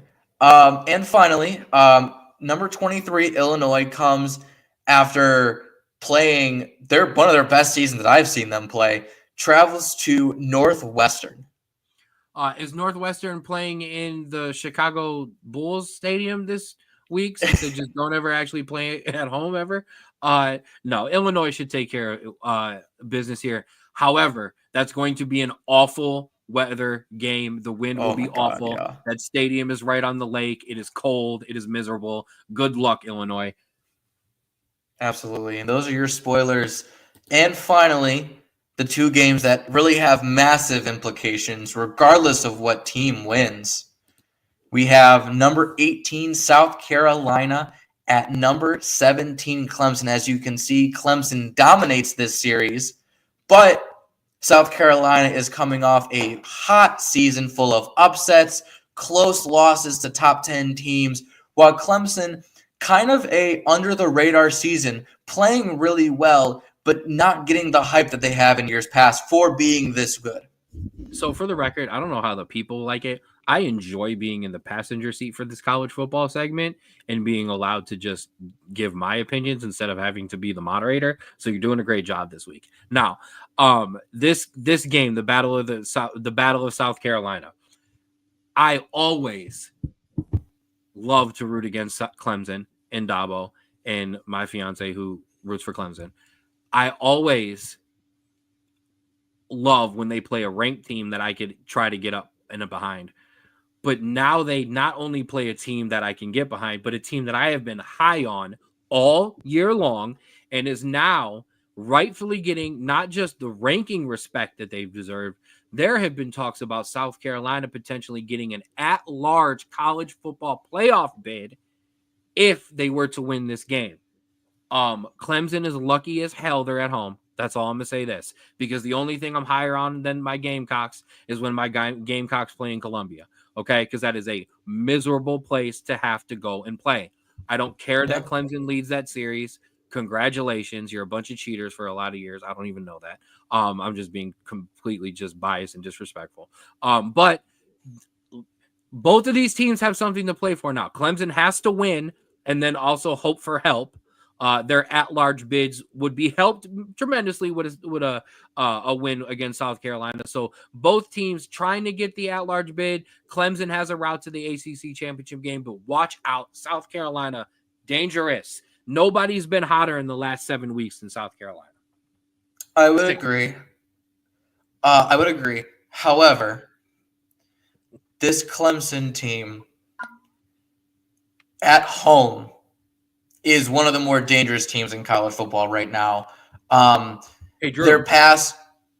What were one of those four things that I talked about in the tradition of college football? What was that third one? Touching the rock. Yeah, baby. That Clemson, like even before they were good, that Clemson team was scary at home. Taj Boyd, just absolutely insane. Yes. However, I will say, Sammy Watkins. Before the Citadel, on the CW, the last home game for Clemson was a 33-21 loss to Louisville. So, both teams with impressive records, but also some major asterisks coming into this game. You have a very high-flying Clemson offense that is consistently going to put it on you and a defense that can get up at times. And then you have a hot South Carolina team that I think plays more in big chunk plays than consistency, but at any moment could get down the field and score in 30 seconds. This is going to be a fantastic game. I think this goes down to the wire. However, I do think I see Clemson pulling this one out. However, I will make another prediction. They do not make the ACC championship. I think Miami comes through and takes that final spot. I like all of that. For the record, we just keep referencing touching a rock. If you've never seen a night game, can I say something real quick? Go ahead. That is very cool, but it is preceded by the dumbest thing I've ever seen in my life. Oh, the most dangerous hill that you've ever seen people run down in your life. Yes. No. It's them driving the bus from the locker room to the back of the stadium. I just 100% disagree with you, and you're wrong. That happens first. So, like I said, it precedes. We just referenced touching a rock. So what happens is the Clemson locker room is about a block away from the stadium. So the team does not actually use the stadium locker room. They get changed there. They get all on the buses. The buses drive the block to the stadium. They hang out outside for a second. The crowd gets hyped up. They come off the buses. They stand there. They touch the rock. They run down the steepest hill in history. It's awesome. Drew is completely wrong. He's never been more wrong in his life.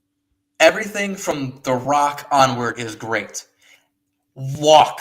Have a camera guy back up and walk. You know how more intimidating that would be than you guys getting off a bus?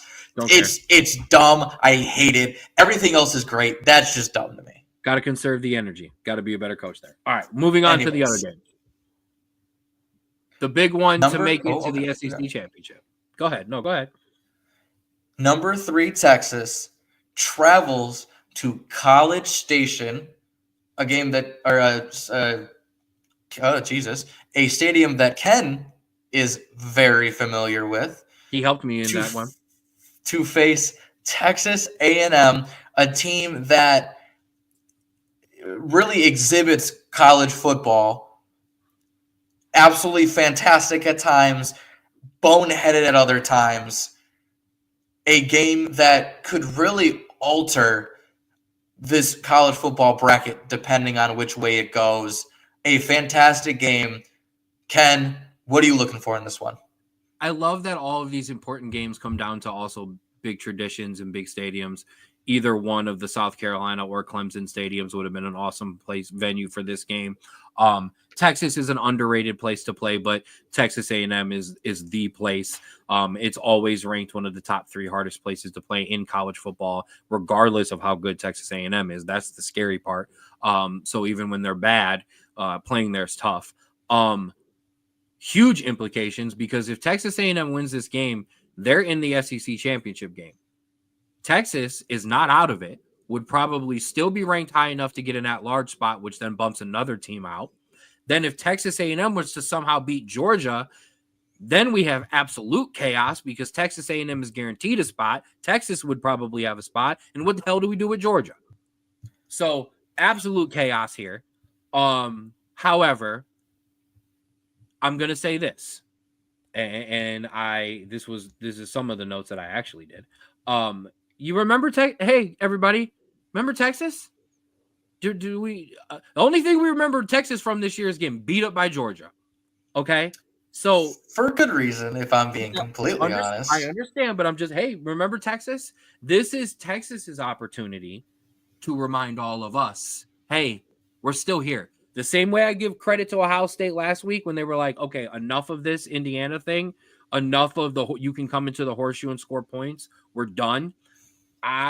Texas has a very, very, very big opportunity to go on the road. Don't care. We run Texas. We run the SEC. Give us Georgia again. Let's run this back. I agree. However, if they lose this, they have the same win-loss record as Georgia, Tennessee, and A&M in the conference. Yep. And then Georgia and Tennessee in total. And their best win would be a 6-5 Vandy team, which is better than most years, but still not great. And let the old man give you some wisdom here. What Florida is hoping to rely on is we have been all the way up here in this top 3 for the entire year, pretty much, minus a little dip with the Georgia loss. Hopefully, even if we lose one, we're still so respected we don't drop far enough out. However, I have a different question for you. Texas wins this game, okay?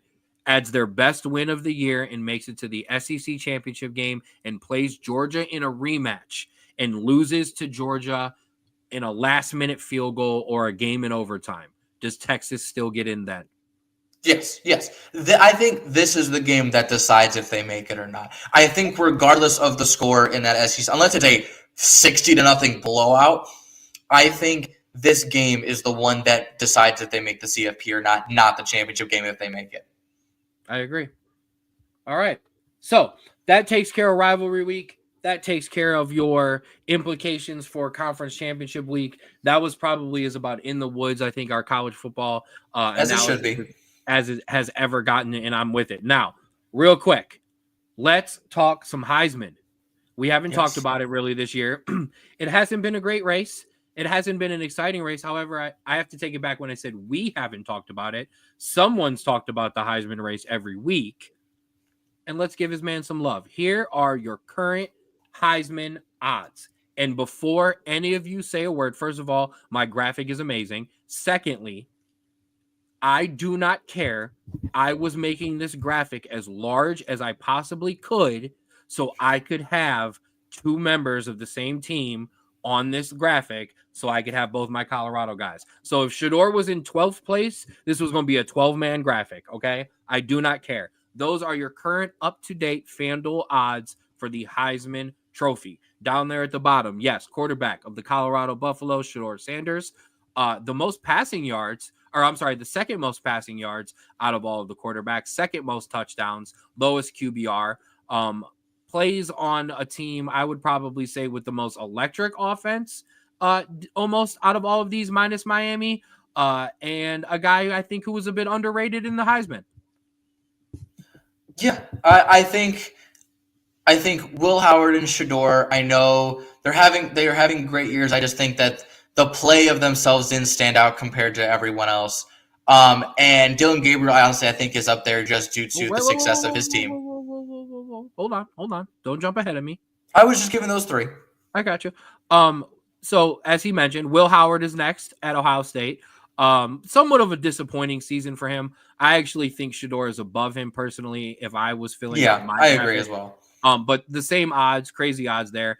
Not only, but 26, 85 yards, 26 touchdowns at 85 QBR. Above that, undefeated Oregon quarterback Dylan Gabriel, who has made a kind of college career of being in this middle tier on this list come Heisman time. 3,000 yards passing, 22 touchdowns, 84 QBR. Probably up here because he's the quarterback on the number 1 team in the country. Yes. I mean, he's had a great year. It's a factor of you have everyone good around you, so you're going to play well. Absolutely. Cam Ward, Miami quarterback, having a great season. 37, 74 passing yards, leading the quarterbacks here, 34 touchdowns leading them there, and leading the nation in QBR 87. If it wasn't for the lone hiccup there that Miami had, I think he would have a better shot because he has lit it up this year. The problem is the national attention after their games has been how they've escaped because their defense hasn't played well. But Cam's had a great season, and he's going to go first round in the NFL draft. Oh, if not top 15, I think he's one of those guys that maybe you don't see as electric or as a guy that's going to like wow you, but he is going to make the plays that are going to that every QB coach wants. Yeah. And I think that's the consistency that they want. And so he'll be great. And he's had a fantastic season on a team that is good, but not elite caliber like some of these other teams. All right, bro, this isn't the NFL MVP. Get these damn quarterbacks out of here. There have been people talking about it's a 3-man race. No, it is a 2-man race for the Heisman. Look at the odds, plus 1,200, plus 6,000, and 2 at plus 40,000. Get them out of there. Your top 2. Number 2, running back of the Boise State Broncos.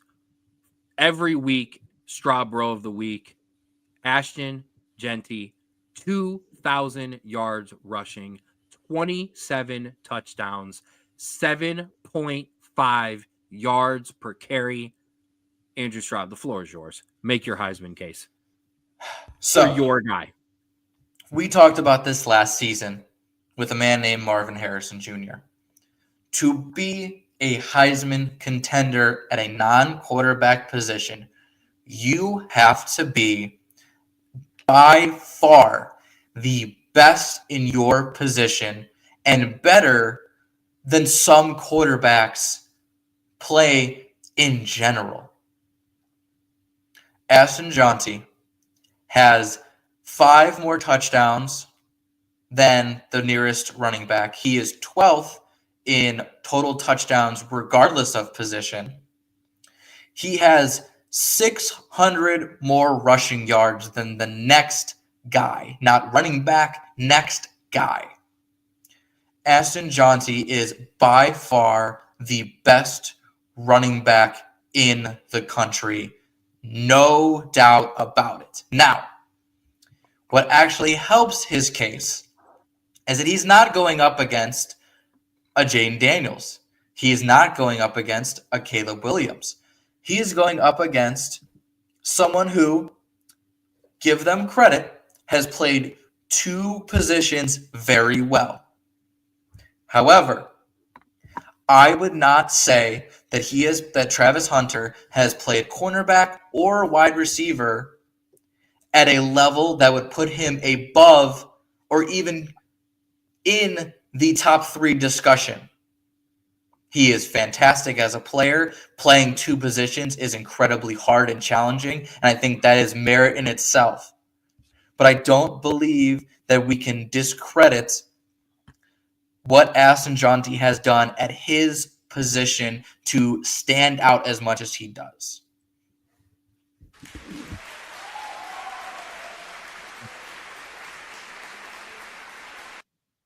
However, I'll take it. Okay. So first of all, that was an outstanding Heisman case. And we need to clip that and you need to send that out because if anybody put into perspective how great of a season has, that was it. However, number 1 on the list and in Vegas's eyes, the only man with odds that don't work in your favor in terms of betting at minus 1,000.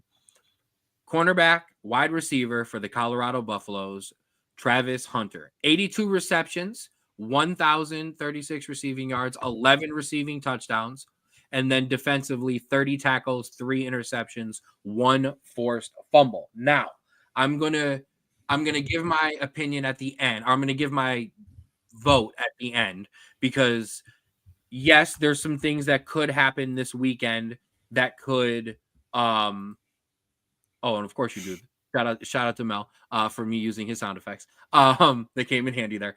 I'm going to give my opinion because this next 2 weeks or 3 weeks, 4 weeks potentially, because Ashton Jeanty, and I'm going to say it correctly. There you go. Has a potential to play more games, but I don't think that's fair in terms of Heisman, and those votes will be in before then anyway. So here's the thing. I could use your own argument against you. The only way for a running back to win was to have a year where quarterbacks are not having an outstanding year. And you've got that. Cam's having a good year, a great year, but not an outstanding Heisman year. Not a lot of Heisman moments. But so he had that box checked. However, he runs into the only position in college football that could ever rival a running back winning the Heisman. And that's when a guy does the cornerback wide receiver tandem, which we've seen happen twice with Desmond Howard and with, the other guy from Michigan. Sorry, can't remember. I understand. So that's a problem. He's also Travis Hunter also gets the benefit of, because if both of these guys played at the same colleges that they had, but Travis Hunter wasn't coached by the most famous coach in college football, he probably would be lower down this list because we wouldn't be paying attention as much as we pay attention to college football. So that can be used against him. He's going up against the only thing other than a hot quarterback that could derail him, and that is our love of a guy playing both offense and defense and scoring touchdowns in the same game on both ends of the ball. So that one does absolutely hurt him, and that's why Travis Hunter, especially in Vegas's odds, is the runaway favorite for the Heisman Trophy. However, Ashton Jeanty is having one of the most outstanding running back seasons we have seen in a very long time.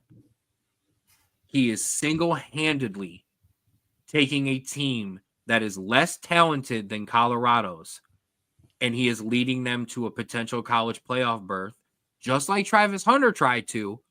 However, when Colorado won, Shedeur and Travis got some love and got all the love. But when they lose, Shedeur gets the brunt of the losses. Ashton has put that team on his back and has carried it week in, week out. Okay? And he's doing it at one of the most physically demanding positions that exist. Now, doing it on both sides is possible, but I agree with you. I don't believe Travis Hunter is blowing stat-wise and game-wise away on that side of the ball. Remember, and I'm going to correct myself, Desmond Howard was a wide receiver and a return man. It was Charles Woodson, that was a name I couldn't find, was a DB wide receiver and return man. Travis Hunter not really killing it on the return side, but I don't believe he's doing enough on the stat side to do it. I believe Ashton's having a great season. And with the team success as well, I truly believe that Ashton Jeanty should be the Heisman Trophy. I appreciate that. I know that you're coming straight off of facts, so I'm not going to, anything like that. I will also put in something kind of cool. So just off topic, Ashton Jeanty currently ranks 19th in all-time rushing yards in a season. He averages 189 yards per game rushing, which also is insane in itself. He almost averages 200 yards a game. If he were to hit his average, he would be put at 2,250 yards, which would put him as 5th all-time behind Barry Sanders, Melvin Gordon, Kevin Smith, and Marcus Allen. And I know I don't know if they count bowl stat. Oh, you know what? They have an asterisk after a player's name indicates bowl stats are included. So even before bowl games started, if he hits his average, he is 5th all time. And I think that's a massive case if he hits it. That's a mic drop moment with me. And I'm going to respectfully I agree. I know it's impact over stats, but I don't think he's having an impact more than Ashton is, because Ashton is literally winning games for Boise State. He's making 40-yard runs, 60-yard touchdown runs to win them game, where Travis Hunter is doing the best that he possibly can, and Colorado barely has a chance to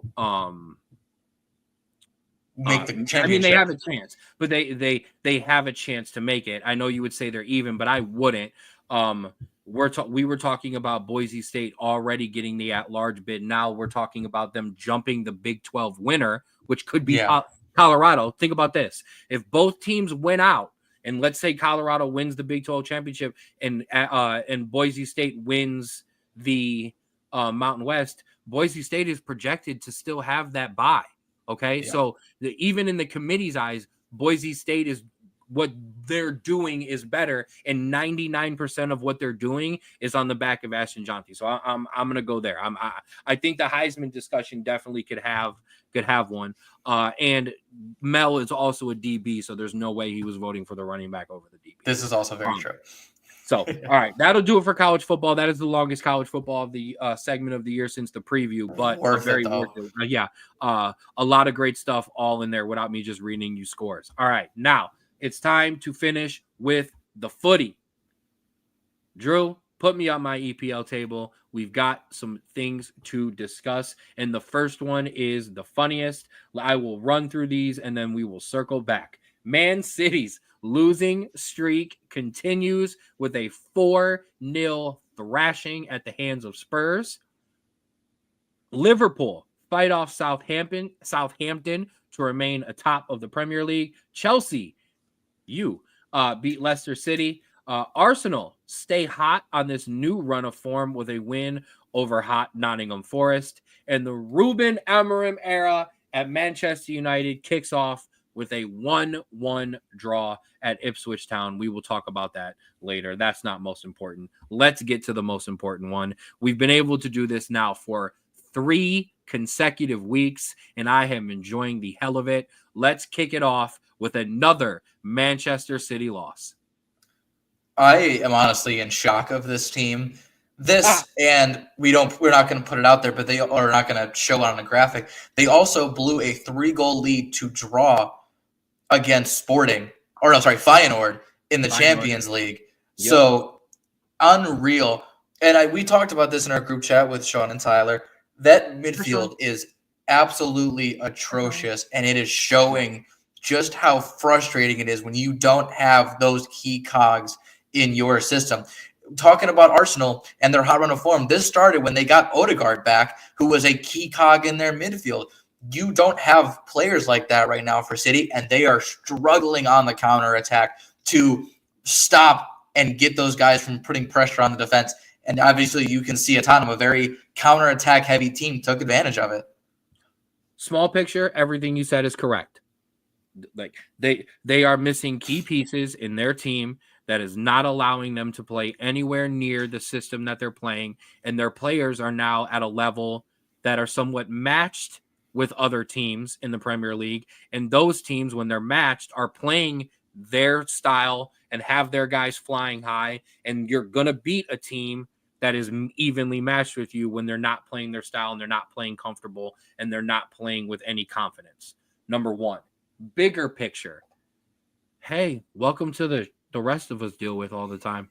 I mean, this is not room for panic. This is just when you've won 4 in a row and you're not on track to win the 5th, it's a disaster. It needs blown up and it's miserable and everything is awful. Where if we were to be realistic about this is a normal thing that happens to all teams, especially a team that has played the extremely enormous amount of games that Manchester City as a club has played, let alone the fact that they have nothing but international scattered in between their starting 11 and second 11, and with the international schedule the way it's been, an even enormous more amount of games that a top tier team has of players playing than some of the bottom teams. These results are going to happen this kind of season. I wouldn't say it was due because it didn't look like it was due, but if you're realistic, it was kind of due. This was eventually going to catch up with this team, and this is what happens.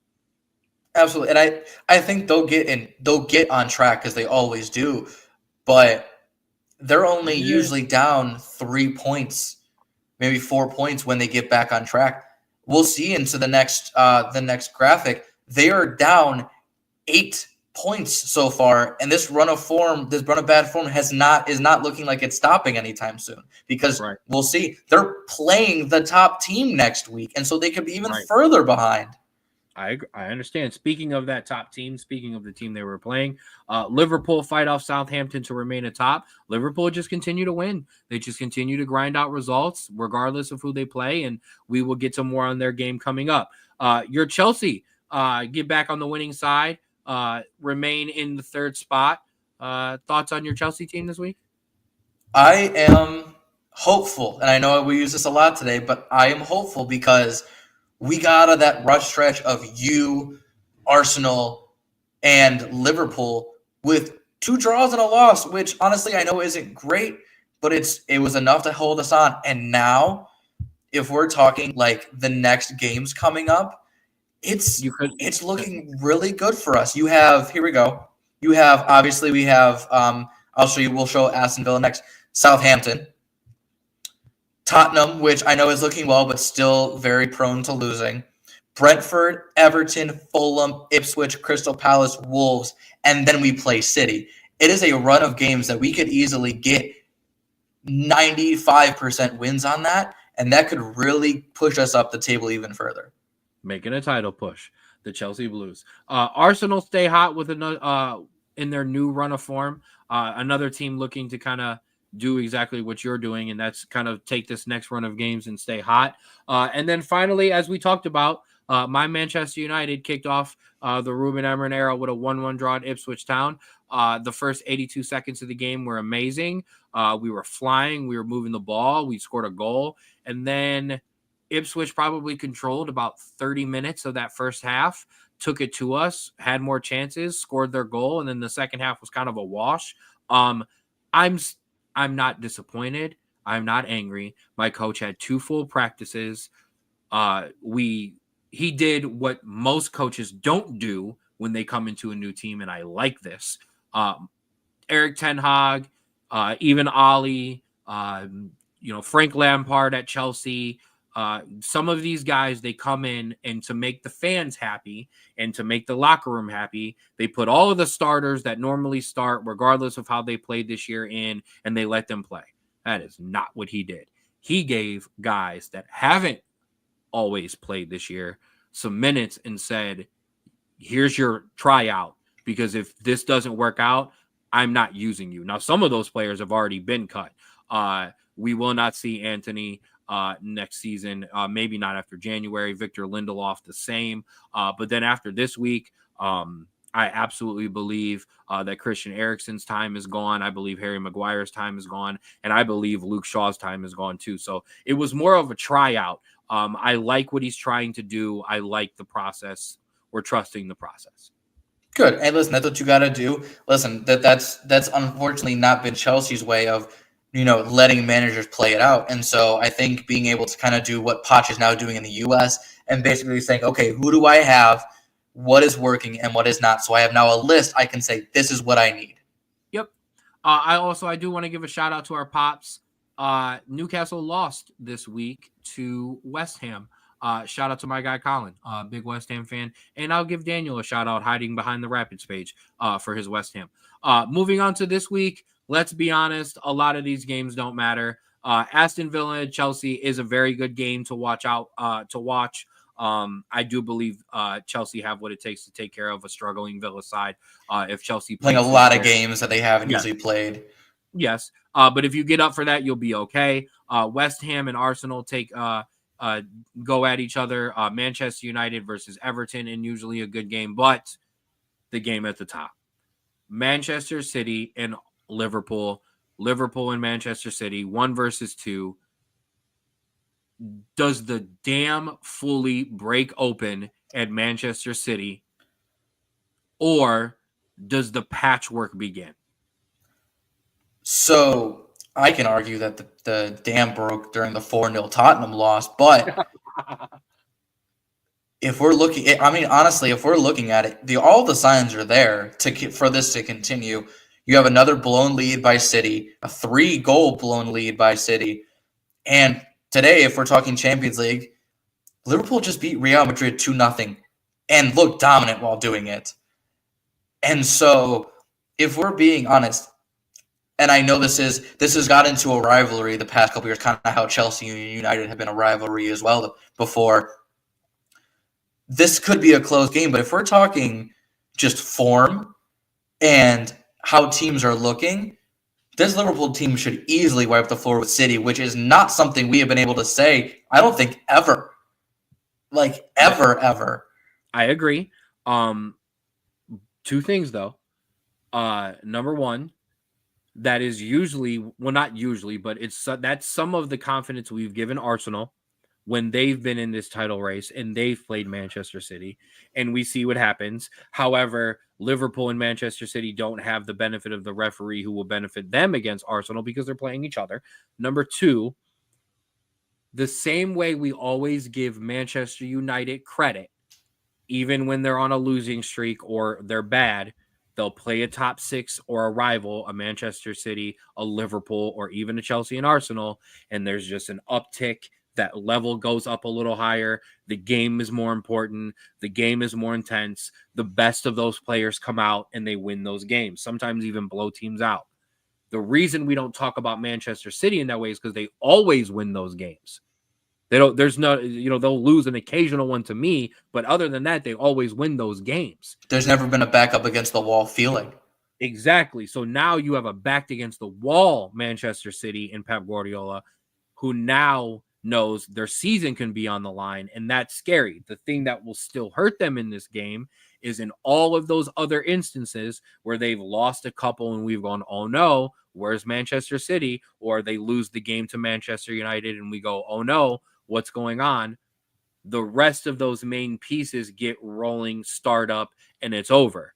Those main pieces will not have an opportunity to get rolling. Can the rest step up while their backs against the wall and show what the rest of the starting 11 has? It'll be tough. Absolutely. All right. That'll do it for the EPL. Let's finish. Well, not finish, but let's quickly roll through our MLS playoffs. We had some results. Orlando downs Atlanta 1-0 to move on to the Eastern Conference Championship, where they will take on the New York Red Bulls, who took down rivals New York City FC 2-0. Drew, thoughts on the Eastern Conference? So this one is a little tough because I think Orlando is a great team. And I think this shows it. It feels like Cincinnati of last year where they get the goal they need, but that defense is almost impenetrable, and they're able to kind of ride off of that. And as for the New York series, I don't believe that shows really each team's true quality. I think it's a rivalry game, and its flavors were intense, kind of similar, like I said, Cincinnati and Columbus last year, where Cincinnati's defense was impenetrable, but those rivalry games are tricky, and then we got 3 scored on us. And so I think that's just how the rivalry turned out this season. And so I think you're getting 2 teams, one with a really, really good team who's very solid in Orlando, but also a very hot team in the Red Bulls. And so I think it'll be interesting to see if the hot team this season comes out like Columbus did last season, or if it switches and the consistent team like Cincinnati and Orlando this season comes out on top. Your Premier League review is better when your Chelsea Blues are good. Your MLS review is better when Cincinnati is out. But you're not wrong. Okay. You get a little too homery when you absolutely that team too close to home. I agree with you. But that's the Eastern Conference. Let's jump over to the Western Conference, and I'm going to continue to talk about this game the way I have typed it out 4 different times.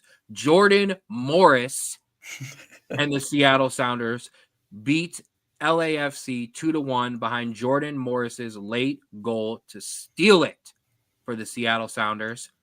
And in the other result, the hottest team going right now, the LA Galaxy, put 6 on Minnesota United as they win 6-2. Bro, talk about the Western Conference side. Number one, the shock of Jordan Morris, my guy Jordan Morris, my man Jordan Morris, coming through and stealing one from LAFC. And then my Galaxy, who I'm not just talking some smack, remain the hottest team and continue to score in bunches.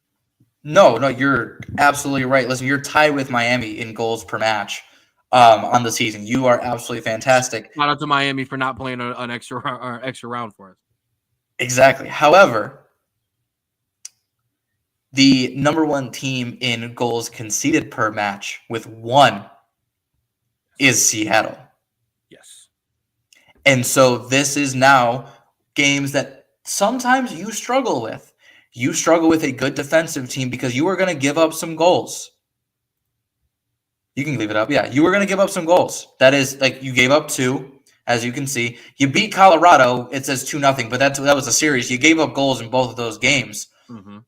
What's going to happen when you give up a goal, maybe 2, to Seattle, and you got to break that Seattle defense down, because that is going to be your tough task. I think, honestly, this is going to be the decider of who wins the MLS Cup. I think both teams on each side are better than the Eastern Conference. I give credit to Orlando, but I just believe that the quality on the Western side is better. But yeah, this is going to be your make or break on the season. Can you break down a fantastic Seattle defense while not giving up the goals that you have been this entire playoffs? I mean, you can't sleep on either team that you'll play in the final because it's a final. I do agree with you, though. I would put my money on the winner coming out of this game.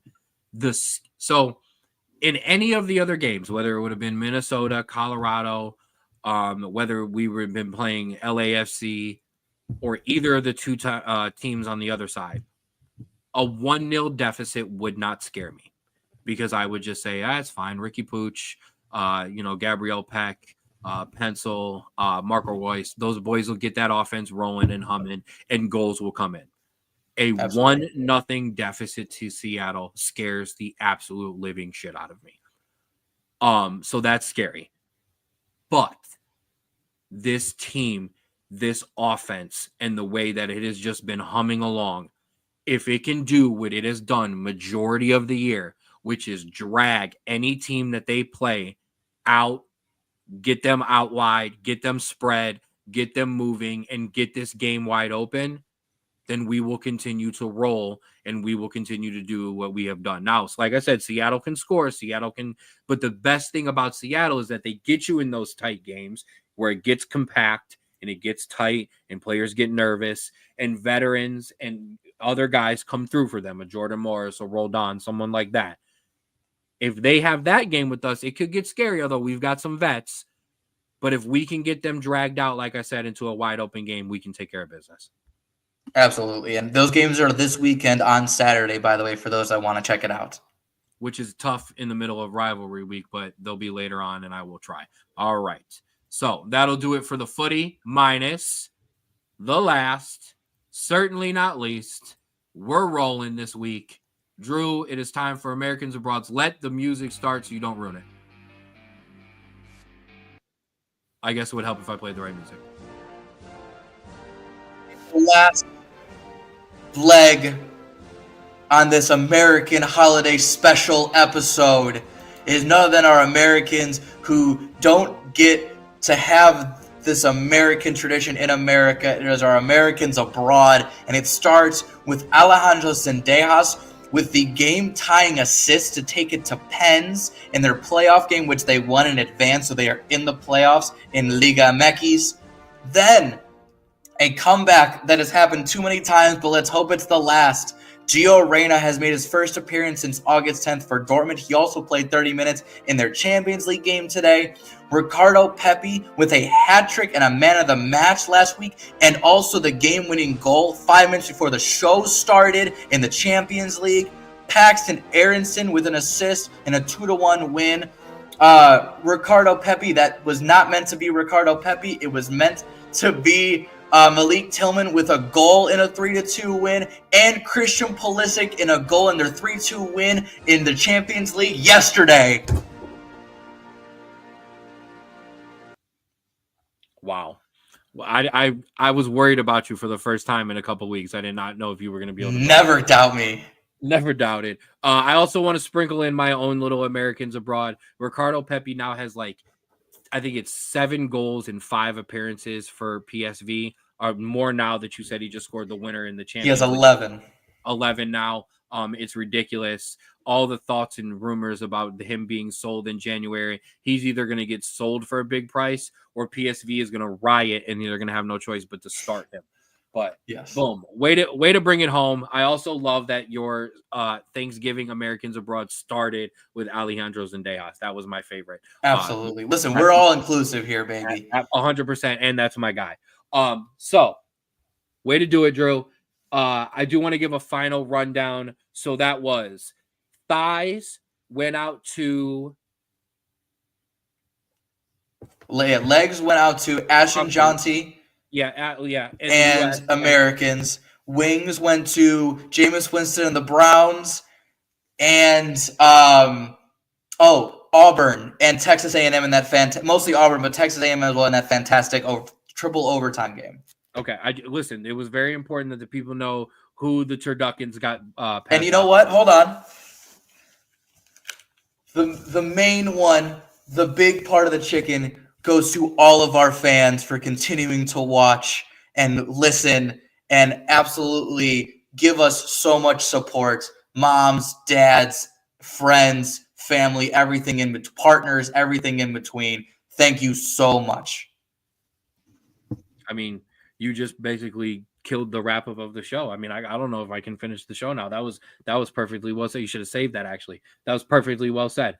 But that'll do it for us here on the Straub Bro Sports Show. We went very long today, but it was an important one. Last time we go this long in a while. But thanks for rocking with us on the 216 Sports Network. If you're rocking with us there, if you are, make sure you check out everything that goes along with us. 4th and 15 with Mel and Smooth, the Jay Rich Show, the Rulers Minute with Rico McGee, Outside Interference, and the Straub Bro Sports Show.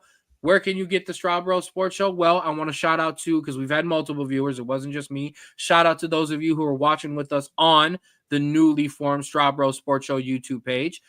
But that's not the only place you can find us. You can find us on Twitter at Strawbro Sports, TikTok at the SBSS, at Strawbro Sports Show on Instagram, and Strawbro Sports Show on Spotify. If you have those specific apps, find us there. If you want to find everything in one spot, follow the YouTube page.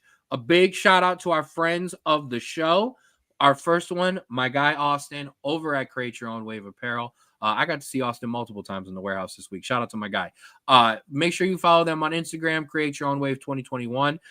Shout out to the stuff that I shared yesterday. It should still be up. Go find it. If not, I'll share it again. And make sure you get that gear at cyoWapparel.myshopify.com. Like I said, Austin, the people have spoken. Bring back the classic. We are absolutely here for it. And I want to give a big shout out to the Falls Rapids. We are the official broadcast team, and we've been uploading all kinds of interviews with the players. I can't even tell you how many are up completely. Everything on this graphic, but that one there. Big shout out to those guys, big fans and big friends of the show, putting our stuff all over the place. Shout out to the people who have found our show due to them. Welcome into the Straub Bro Sports Show, and this fun back and forth is what you can expect out of the broadcast team as we move forward too. And make sure you shout out to the big stuff, the Christmas toy drive that the Falls Rapids are doing with Keys to Serenity. Make sure you give that some love if you can. New wrap toys can be dropped off to 2 locations. MK Hair, 2695 North Haven Boulevard, Suite 10 in Cuyahoga Falls, and Moose Lodge number 18, 4444 State Road, Cuyahoga Falls. Give back to the kids if you can. Visit keystoserenity.org or info@keystoserenity.org for any questions. Second week in a row, I get to show off the Falls Rapids new mascot, Ollie the Otter.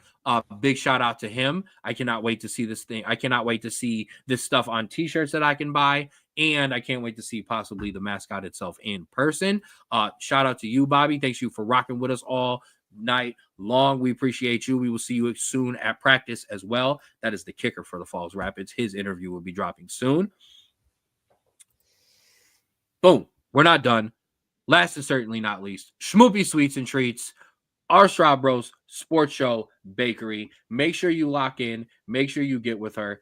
A local Cuyahoga Falls owned bakery. She was out making her Thanksgiving Day deliveries today. And I'm going to switch these slide things next week so these are in the right order. But boom, on your left side, that is your gluten-free, dairy-free, allergy-friendly menu. On the right-hand side is your regular holiday menu, both holiday menus. But remember, to get access to these menus, you got to find them online, and you got to slide. I'm giving you permission to slide in Whoopi's Facebook DMs, and that's where you can make those orders. If you go online, you can get all kinds of other cakes, cookies, cheesecakes will be on the way soon with all kinds of different flavors available for $25 each, and 2 new cookie flavors going up very soon as well: orange creamsicle and orange.